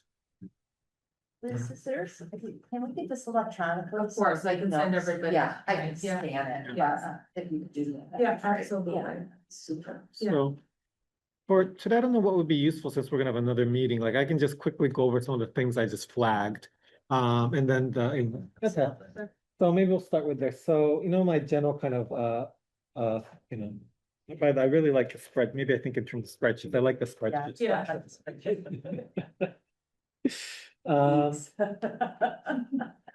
So It's for good old school. I'm old. For the infrastructure, I thought something that really needs to go here, in particular what happened recently, is about, the procurement procedures. And I'm sorry, Ray. the procurement procedures is Okay. something that really has to go in like the infrastructure assessment. And here I think for 2 reasons. So I was looking at some statistics from the Division of Local Services on like how our debt level compared to other towns. Such a great Barrington's debt level it's way our debt financing is like what $3 million a year, and the next closest Stockbridge is about $1 million. It's over now. So this is just kind of shows that in the past, infrastructure spending, capital spending, procurement, debt is a thing. Yes. Yeah, It's right. debt. That is a problem that we now have. So I feel like that needs to go somewhere in infrastructure because the current debt levels is unmanageable, of debt servicing, and we just can't keep acquiring this kind of debt. So I think, but these 2 things are tied. I think if we have a better yeah. procurement procedures like that, A little bit, it is a little bit, Rayo, so, Yeah. Madonna, I hope you're okay with having more of a informal conversation. Yes, Okay. please, All right, I please. just wanna- this is No, your meeting, so- don't okay. worry. So, thank you. Yeah, so procurement is definitely tied in some way, but it is not the mechanism that causes debt. Because Yeah, debt is yes. caused by actually authorizations at town meeting for borrowing. Yeah. If we change our habits, and this was Michelle and Madonna have heard me be the broken record on this, is that what the town had gotten into the habit of is borrowing for all of these overdue expenditures and infrastructure improvements. There was no consistent pace of prioritization. So in one lump sum, there was almost $12 million appropriated in one year. Right. And you can't do that when your operating budget's $16 million. Yes. You just can't do that. So, so utilizing free cash Mm. is the opportunity that will change our course, our trajectory for managing our budget responsibly. And then, once we have those capital projects appropriated and approved at town meeting, then it goes into the Yes. actual procurement, which is an operations, which if that is something, so for example, in municipal services area of focus, the select board talks about opportunities in training and encouragement for the staff. Let me see if I have it. Where is it? So actually, it's in tier 1 on your last page, on or second to last page, page 14. It says expanding professional development opportunities, encourage Right, advancement yeah. and elevation of staff within the organization. Right. And then also the second, creating a culture that hires, trains, and recognizes staff are valuable contributors. Mm. So those two elements of me then making sure I'm prioritizing, because it's in tier 1, that I get my staff trained appropriately, and not just one staff member, Right. but I have a buddy system across multiple different departments that are involved in procurement, in providing 3 quotes. So I've already started initiating all of that with setting up the operation of services, OSD. They're coming in next month and they're training all the department heads and all of the Right. assistant department heads and the foremen even. So it's about 25 individuals that the state is coming in and training us on just the basics of procurement. So that is an element that, yes, it's tied with debt management, because those projects, it is critical to Yes. do bargain shopping basically and staying within the laws. So yeah, so it's kind of tied, but it Yeah. is not 100% the influencer on creating debt. Right, I guess, earlier maybe I misspoke, but I meant to say like appropriations rather than, so procurement, yes, is operation side, but it seems like there's a real appropriations problem to like how these funds are being appropriated in town meeting, because if you're saying like, $11 million for road work, Yeah. that's, that could lead to a lot of waste, lack of prioritization. So if we can change how we're appropriating to specific projects with specific contractors that of course is a downstream to procurement, that seems more in like up above on like how we're doing infrastructure. That's where it gets a little tricky. Yeah. Or not tricky, but it gets a little, this is where now the overlap becomes, because that is a policy decision on your actual objectives for me to follow in Right. building the budget. Right.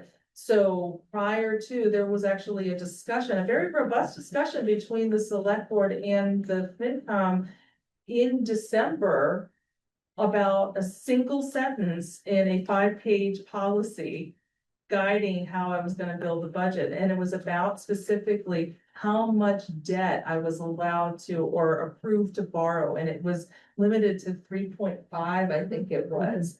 And I actually said it was too much. And I didn't want any. But everybody was, this is your first year, you don't wanna borrow, like, we're gonna make sure that you have enough, and this is the policy that we want you to guide and tool. So those are actual policy decisions, Rayo, that then, again, this year is gonna be a much more collaborative effort. Yeah. Because I will be here to assist with saying, yes, that's possible, or no, that's not possible, or we're diverting in a different direction. So, so yes, but I think the going back to the actual strategic priorities, you're right that there isn't a strong weight in the financial lens Yeah. being put on it. Right. For any of these decisions and projects that are coming up. Right. So, that's why I think it's very important that the finance committee has this conversation. And just to make sure that the select board are advised on how maybe different phrasing of words or even subcategories might be Yeah. involved. Like, example, strategic priorities would be advising the select board to create a capital budget committee. Mhm. That is a strategic priority, is crafting a charge, an actual committee involved with overview of capital projects, capital recommendations. That we have a significant number of capital projects coming, such as Ramsdale, the big conversation, acquiring, or the conversation about, right now about acquiring Housatonic Waterworks. That is a capital project. Multiple capital projects in that, as well as absorbing a whole different, and pun intended on that one. Absorbing an entire new department in operations, which impacts financial decisions.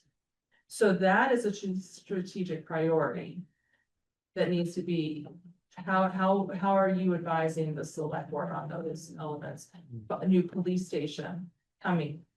We're doing a water infiltration project on this building, Mason, as well as the fire station. And examining the conditions of the envelope of this building. And all three buildings. And that will be, that's going on right now, and that will be, the report will be coming out in September. So just in time for me to start building up the capital budget. And so we kind of know what kind of expenditures and improvements to these buildings.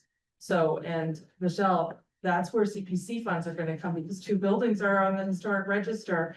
And that money set aside, I know it's a 3% increase on top of surcharge on top of taxes. That is very true, but town buildings could use that money, and then it doesn't hit in the capital actual expenditure. I'm just saying. Yeah, I never had any issue with CPA money going Yeah. to town buildings, which was the original intent. Right. And I spoke as to what my issue Yeah. is, the separation of church and state, even though it's legal for me, my ethics.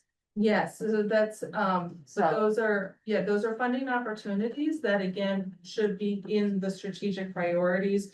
That maybe you can think about is identifying funding sources that will not be an actual additional tax burden or create additional debt or other things like that. That can be subcategories within it, Yeah. so. So also along, it's good that you mentioned the police station and like public. So when I, again, did a quick analysis of like various, trends and overall spending. And one of the trends in the 10 years that really spending has gone up is public safety is one area that's above the mean in terms of like, if you have to see an overall trend line of town spending, public safety is like above the trend line. So we've accelerated the amount we're spending on public safety over the past decade, and considerably so. And that I think is one area that, why is it that we're able to essentially save spending money on almost everything else, but public safety is one that we've accelerated spending. So I think something in public safety, thinking about spending patterns is something we need to do. And also I think regional cooperation. So a question that I brought up when during the correspond, which I was very much in support of, is why aren't we thinking of a regional solution corresponders, things like that. And maybe it's and I don't know to what extent this would even work for us, but I look at Stockbridge and West Stockbridge, and the fire department is being shared by 2 towns. Like, is there any models that we can start to share some of these services? And I think regionalization might start to be the solution to a lot of these exponential costs in terms of public safety, especially because Great Barrington is serving all these surrounding communities in terms of like, we are the ones has the jail where can stay overnight. and such. So I think we need to start thinking about ways in which we can reduce the acceleration of money we're spending on public safety. And the one way to do that, of course, is regional sharing, regional agreements. Another way is, like for instance, like what are we really charging the right like number to other towns when they have to put someone overnight in a facility. So I think these are kind of questions that I think we need to start having, just because public safety has increased so much more than everything else. And that's, again, I think that's a prioritization issue that I think it's important for us, at least our committee, to think about. So that's so I can keep going down, like are all of these granular considerations and recommendations happening as a part of this strategic planning process? Like, is this the time to consider on a granular level, potential changes in operations or regional partnerships or anything like? Okay, I mean, this is your recommendations or your suggestions for the board to consider how to amend their strategic priorities. So if regionalization, which is listed in there on different services. So public safety actually is currently undergoing not police, but actual fire and even ambulances.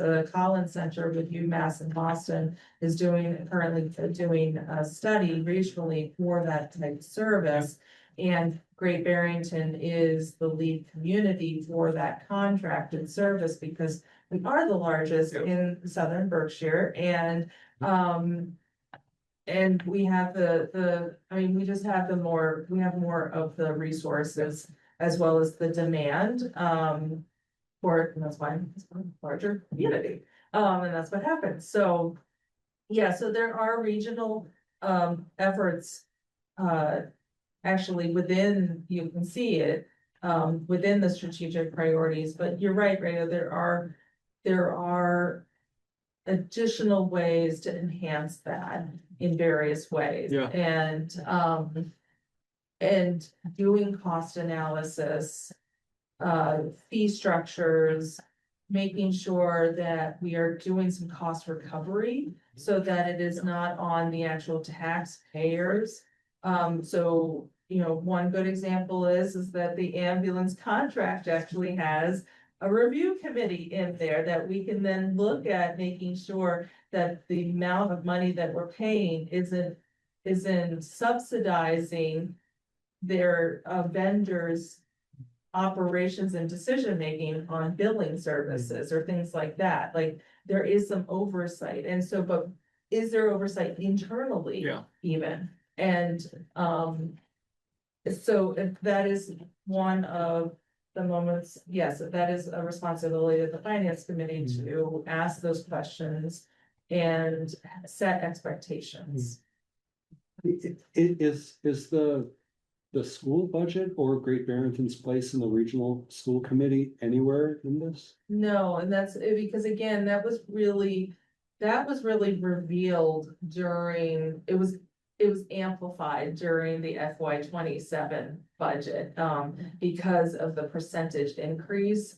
And then also the school vote in November 4th, and the impacts, the realities of it was then shifting into building the FY 27. So that conversation, it was all happening after this document actually was developed, so. And so that would seem to be a current omission, that is clearly going to be a significant portion of our forward strategic. Right, and that's where the 5-year strategy that I included in my budget, you can take some of those suggestions that I've provided, and if you want to take them or leave them, that's up to you, but that's my professional advice is, that is an area of where the bleed is happening. Yep. So. And is there also this kind of like a general category, like a way to consider more kind of trends and data? So so I was looking at housing, for example.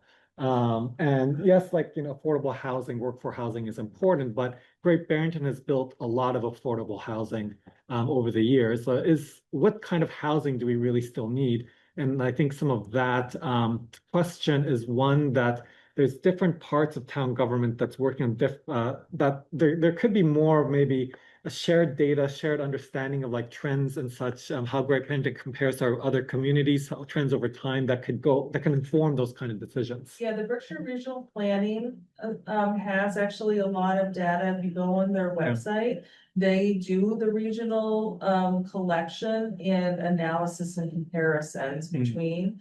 So I do encourage you to look on the Berkshire Regional Planning website. But yes, the housing production plan, I believe, is done every 10 years or less than that, and I don't know what the status is of that for Great Barrington, I don't have that off the top of my head. And I can ask and make sure that that is, that information is provided to you, and that would guide actually through not a feasibility study, but a review with Berkshire Regional Planning on what's Great Barrington's status and what kind of housing stock and inventory is necessary. And especially now that seasonal communities Yeah. is the designation, we're working on fulfilling the requirement of making sure our zoning is adjusted appropriately and reflective for essential worker housing. That would be a good time to incorporate that kind of analysis. And I guess the reason why I'm bringing that up is sometimes there's a lot of path dependency involved in kind of building on strengths. I think we've done a really good job as Great Barrington building affordable housing. We've done a much better job so in many of the other towns, and we have, I think, the know-how and the organization to be doing this really well. And then of course then community preservation funds would then go to this and such. So there's certain infrastructure funding around it, but then there's a question of what kind of like housing do we really need?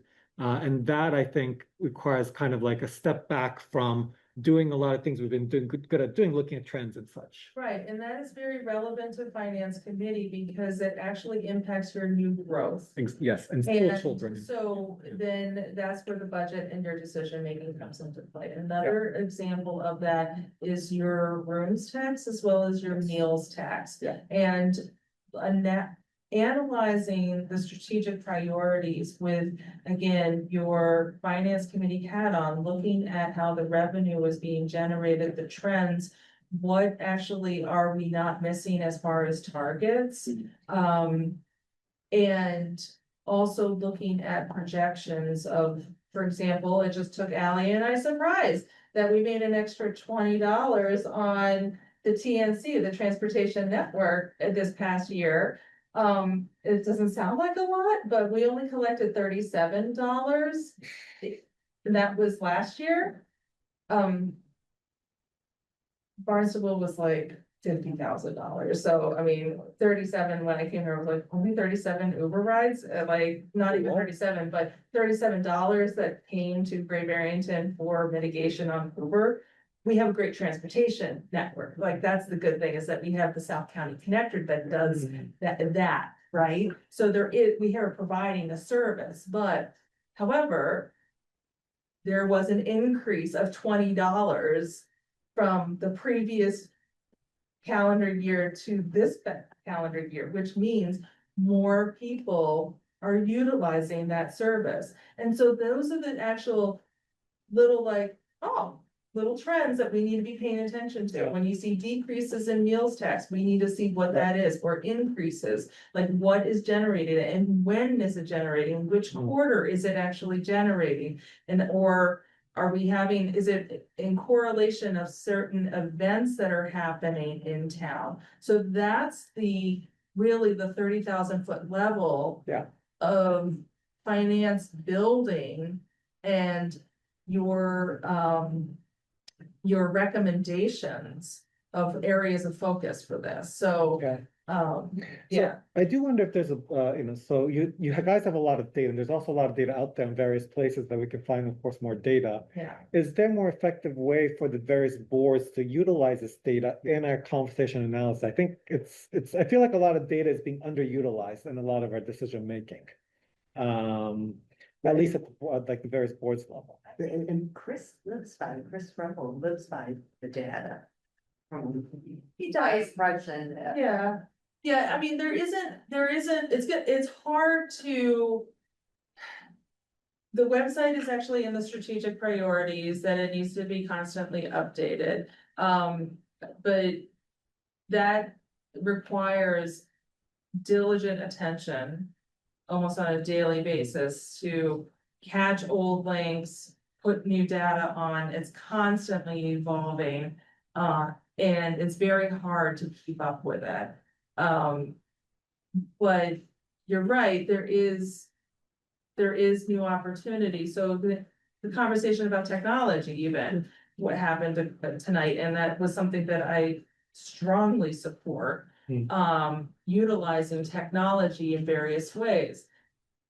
Is the website be as a tool for communicating, as a resource for access for information as well, and creating history of what has happened in the past for people to look at, to look forward as well. Finances, we don't have an actual portal for putting the town's budget on the town's website right now. We don't have funding for it.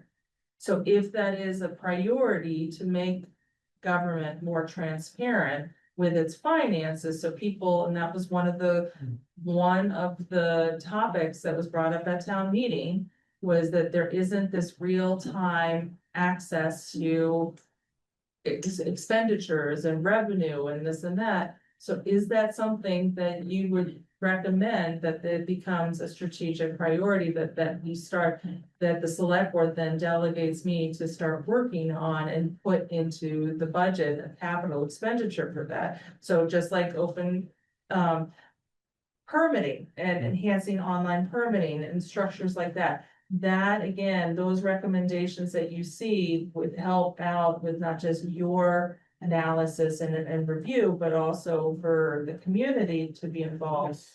Those are items that really should be in this document. Okay. Yeah, and One challenge I'm perceiving here is there's granular information overload. At least I see the potential for that. Like Yeah. there is so much data So that much. we could look at. And I really appreciate that you sent this financial strategy document with specific recommendations that you make as an experienced professional and that you've highlighted.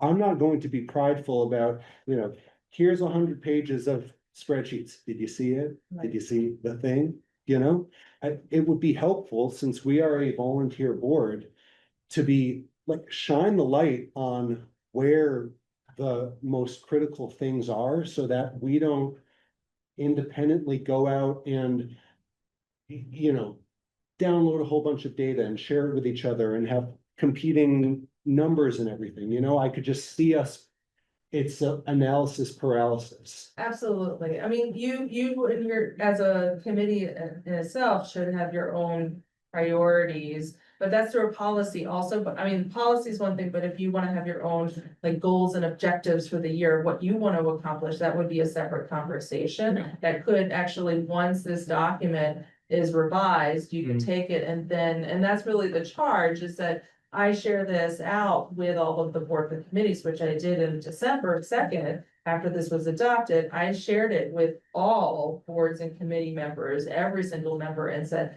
this is what we're supposed to be staying focused on. This is our alignment along with the mission statement. So we need to be working on this. And all the staff we live and breathe this almost at every department head meeting. So, yeah. And I kind of like maybe going along with that, but I think that another big priority should be communication, and this keeps coming up and up.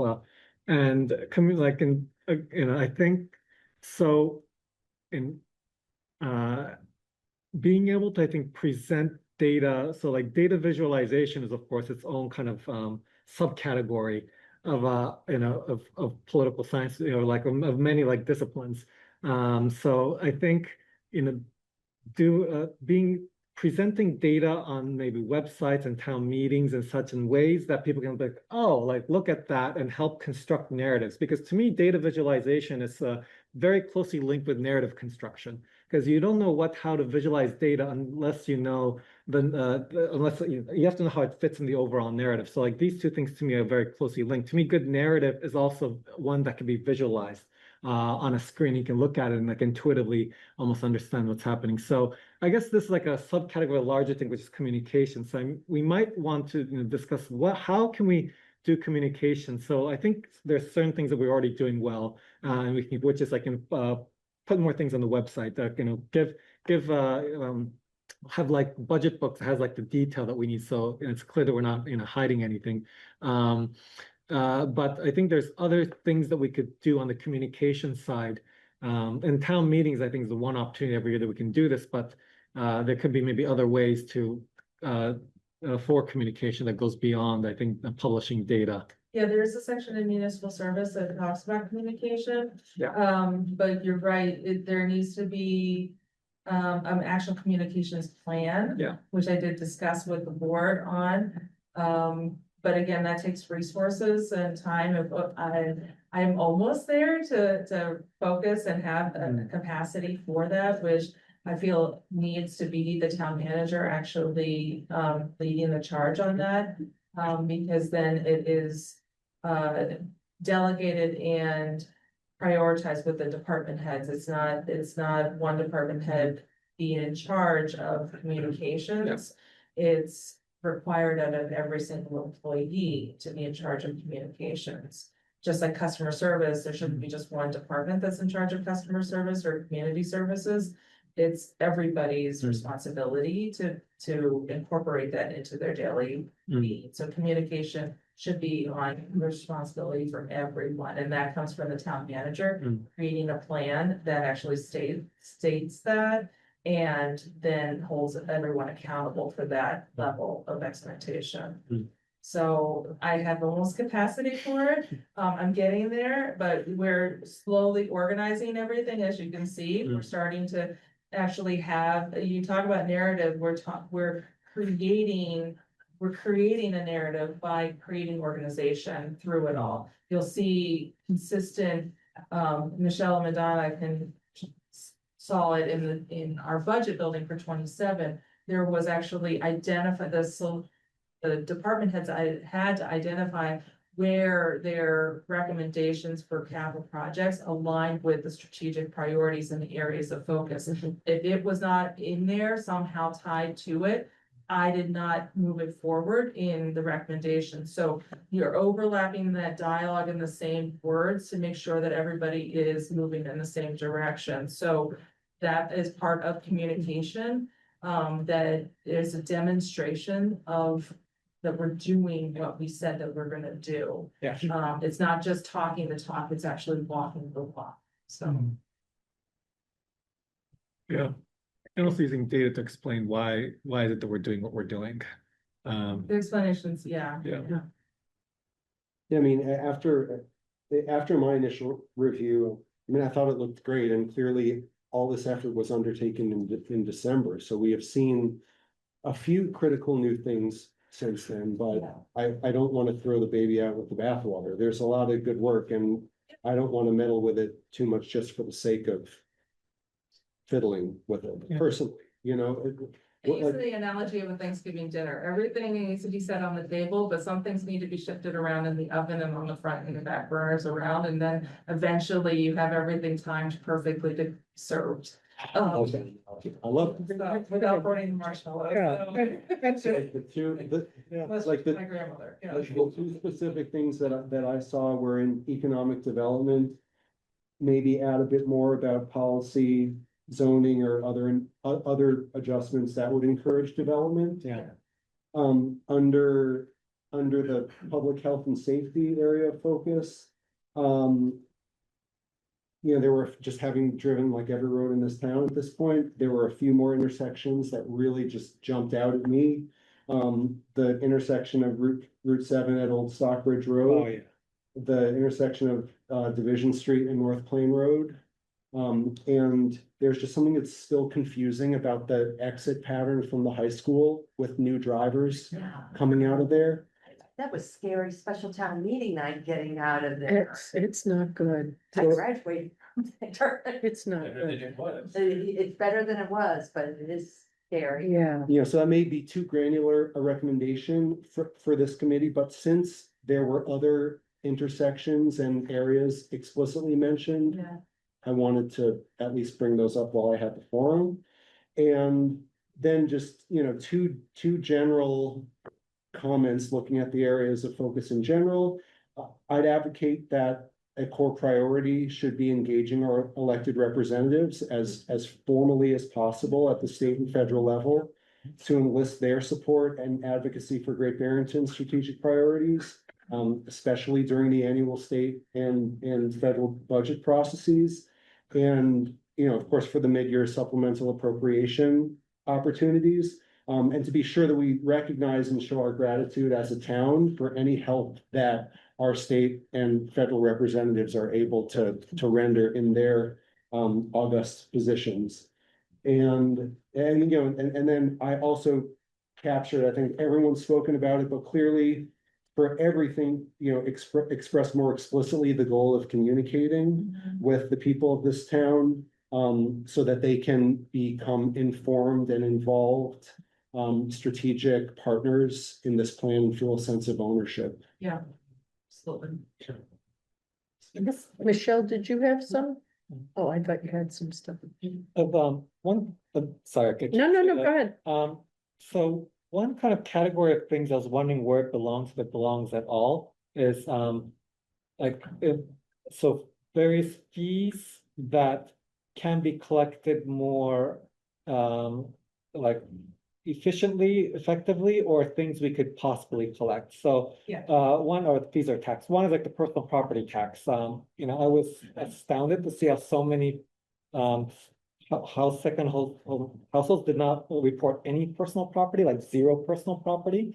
So it seems like, so there seems to be some kind of like there could, maybe it's a matter of sending more letters, but you know, is there something we could do to make compliance a little bit higher in terms of personal property tax?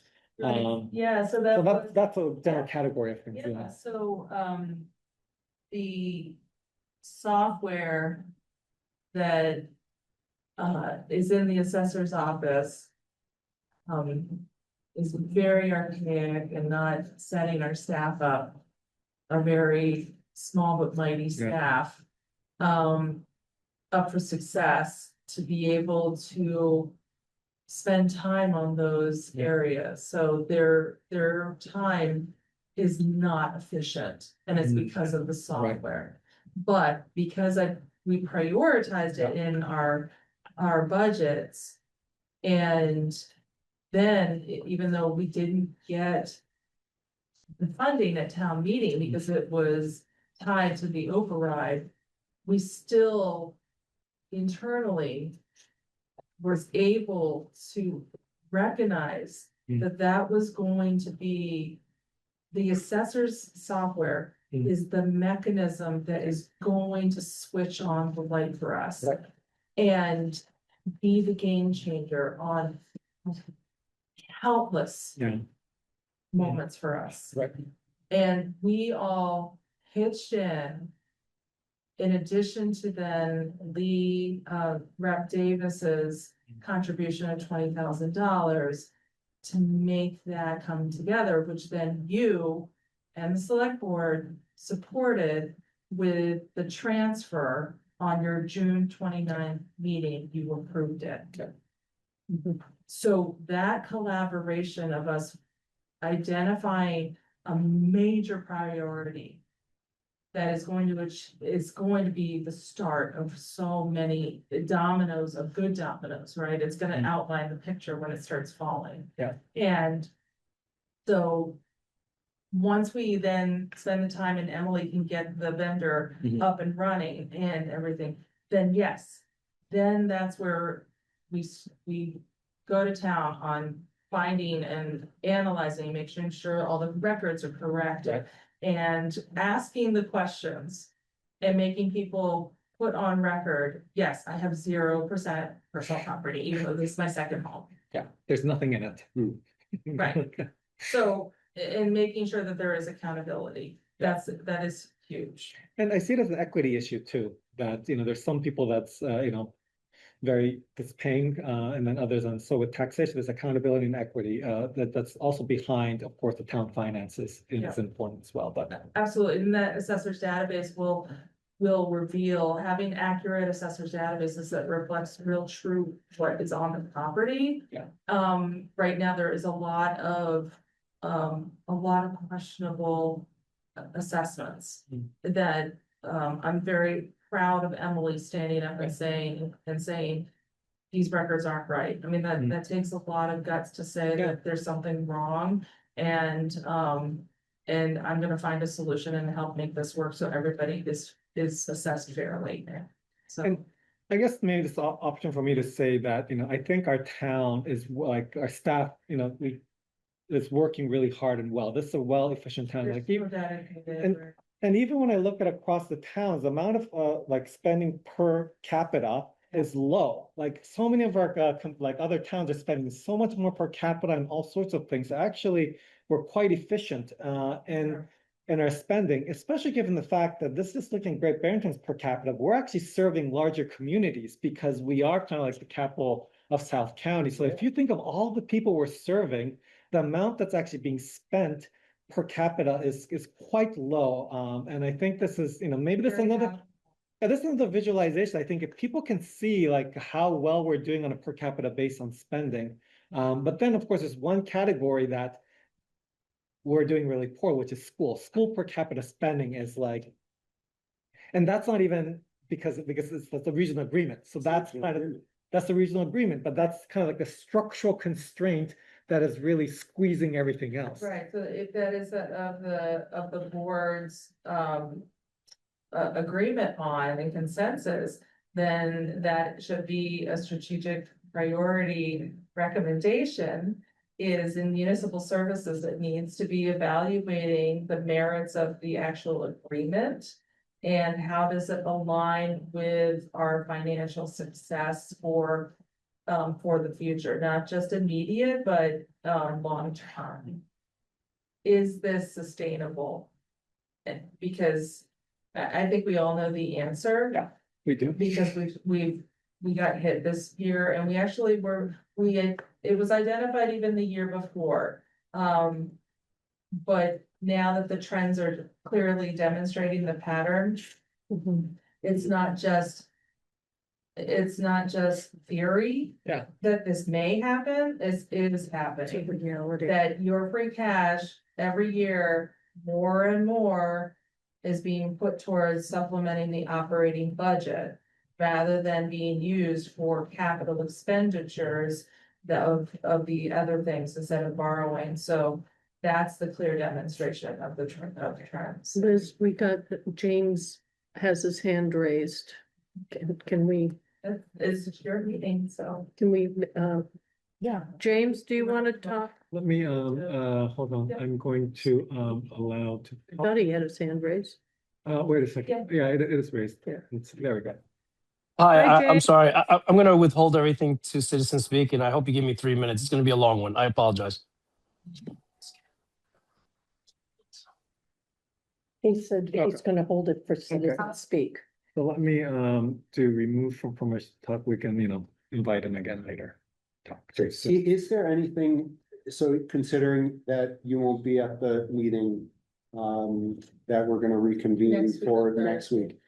Is there anything else you would like to share with us or advocate to us or request of us? No, so what I can do is, and what I did actually for the planning board, joint meeting with the select board at the time, that they were talking about seasonal communities, is I can highlight on the spreadsheet what actually I see as relevant to the finance committee in some capacity. Okay, That would be so, helpful. and from my perspective, I can be completely wrong. You can take it or leave it again. Right. You have two options, take it or leave it, everything, so.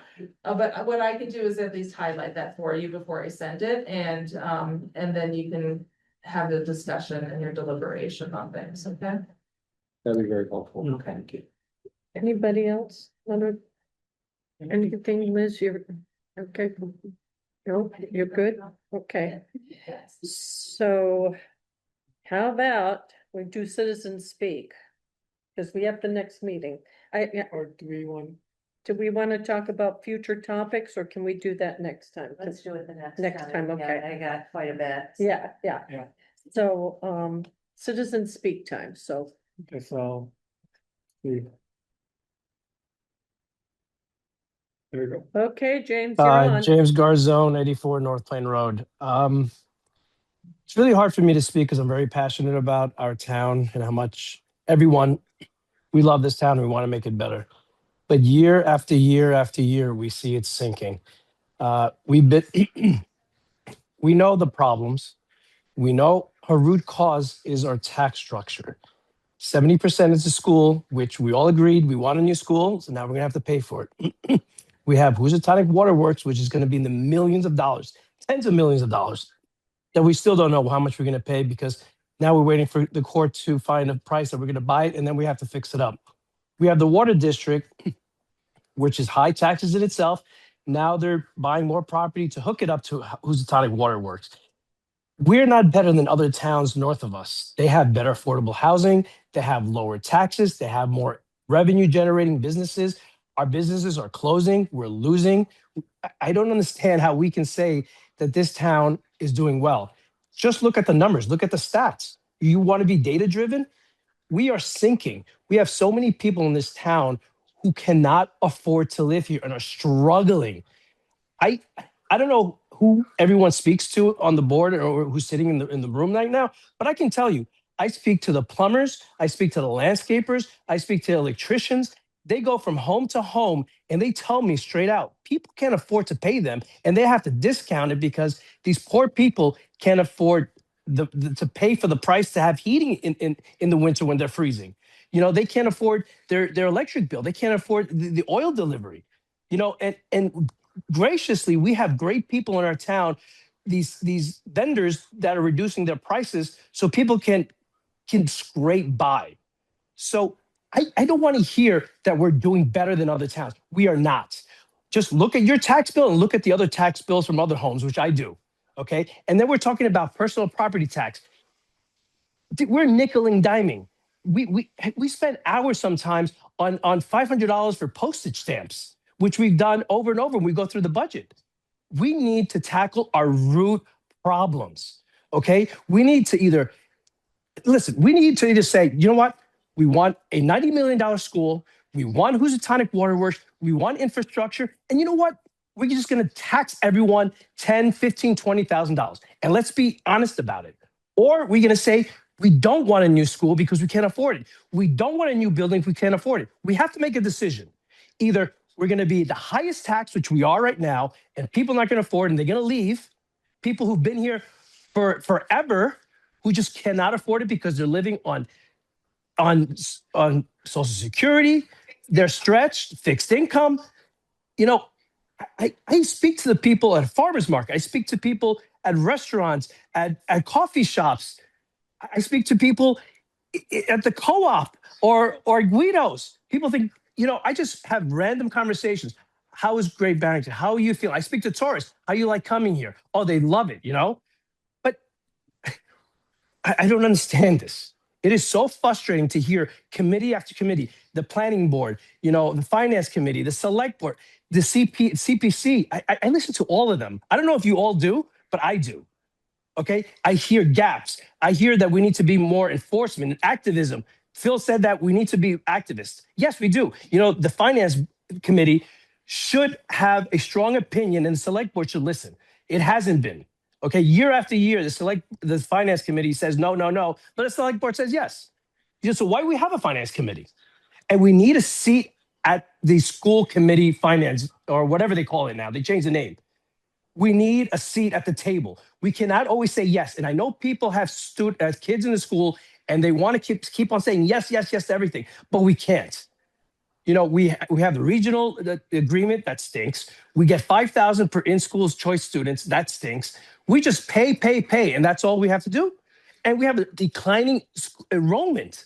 So I don't understand, and it's so frustrating to hear this. So have a good night. Thank you so much. Anybody else? Anybody here in the room? Okay. Okay, you've been so patient. Thank you. Patience is my middle name. I'm gonna just kind of piggyback off James Garzone. And that's sad. It's sad that you pick out people and you wanna tax them. You wanna go after their personal property tax. You think it's a great idea that we need to reassess everybody's property and get the fucking most we can out of them. Whoop, whoop, whoop, whoop. I'm telling you what, that's the second time I've heard you go after. I take it as a personal attack. A personal attack.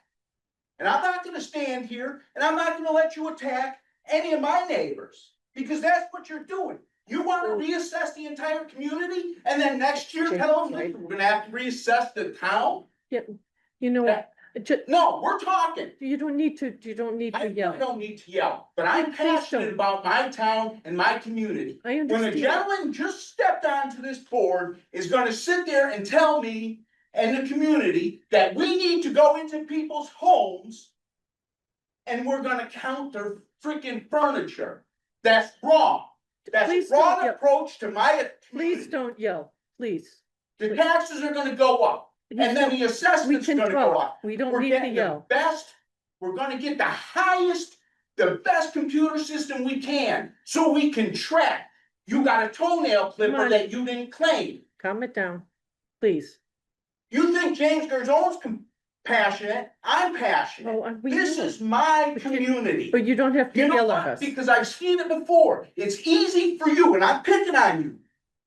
You're gonna be that gentleman that in 3 years, when the scholar decides he's got Please, another I job don't on need the other that. end of the state or the other end of the Sir, country, and you leave after you've made a mess of my community. Sir. You are out of order. please. All of us. Freedom of speech allows me to sit here and talk. I've made no threatening actions. It's You're gonna inappropriate. allow me to speak. Yes, but just please, Three- we yes, can, 3 we can, I know you're Now you passionate, will listen, but because yelling I've at had- us I've is had not it. going to help. I've had it. This is gonna end. You wanna tax our community to death, and you wanna assess them to death, and then you wanna go and count their freaking shares. Have at it. Thank you. Chair. Wait, may I please respond since, No, don't. Deliberate. You wanna say something, Michelle? On the agenda, at the end of the agenda, we may want to have committee time, much like the select board does, so. Because we have Okay, committee member announcements at the beginning, but, Yeah, you can shift actually the committee member announcements or. but if you look at the select board, they have it at the beginning and then. Yeah, it's Yeah, all- yeah, if it's so, Your agenda. but, you know, what was just exhibited here. To be honest with you, I hold it on the inside, you know, no, I know he's being passionate, I know that, and he comes to all the meetings and he's on, But Chair, if I online. could finish, gotta remember, people sit in the audience tonight, it's been, what, 2.5 hours? Okay, and they listen and they listen, and, just a couple comments, when we're referencing our town as when we're comparing our town to other towns, making sure we're comparing apples to apples. Remember, Lennox is parallel to Great Barrington. I work in Lennox. They also have a split tax rate. Okay, which makes a huge difference to the residential tax. And so just let's make sure we're not offered. We need, but Michelle, we need to have like, discourse that's, even if you're passionate about it, swearing is not appropriate. Every once in a while, Bob gets, I've seen committee members, not necessarily this committee, I've been in so many meetings and I hear it. And you try to de-escalate, not escalate it. But that being the case, sometimes, and for those people who are applying for an appointment, this is the painful part of the process. It hurts. I don't agree that it should be though, and I am sorry that you had to experience that too. I think it's important that people have an opportunity to speak, and I know that this is our system. But I believe that in public discourse, there is a way to express how you feel, and there is. But Jeff, remember, there's laws in place, Yeah, but and there's There's been proper boards that expectations have of how we suppressed behave citizen in public comments like society. this that have come under fire, and have been ruled that they were wrong. I do strongly actually recommend that you stop having this conversation because it is deliberation on something on how to actually have decorum in your board. So, if you do want to have this conversation, I recommend that it be an agenda item Yeah. on how actually that engagement or interactions are. That can actually, like the standards that you would like to have in your actual meetings. And, so that is something that can be discussed between the board members.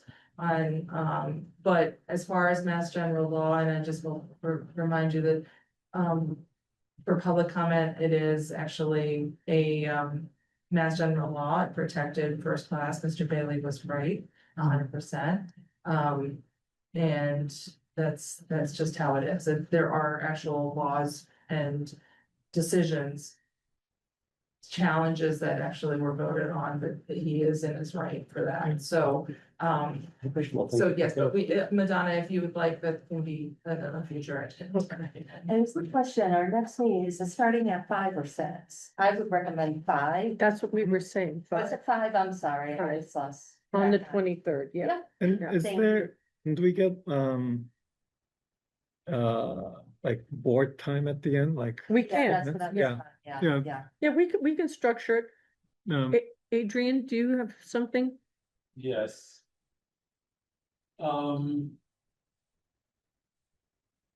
would say I was made uncomfortable by the manner of that comment. But circling back to something that was said at the very beginning of this meeting, how he expressed himself, the things that he said would appear to reflect the lack of a narrative and the lack of communication. In that his understanding, my perception is that it was incorrect, rather incorrect, but his understanding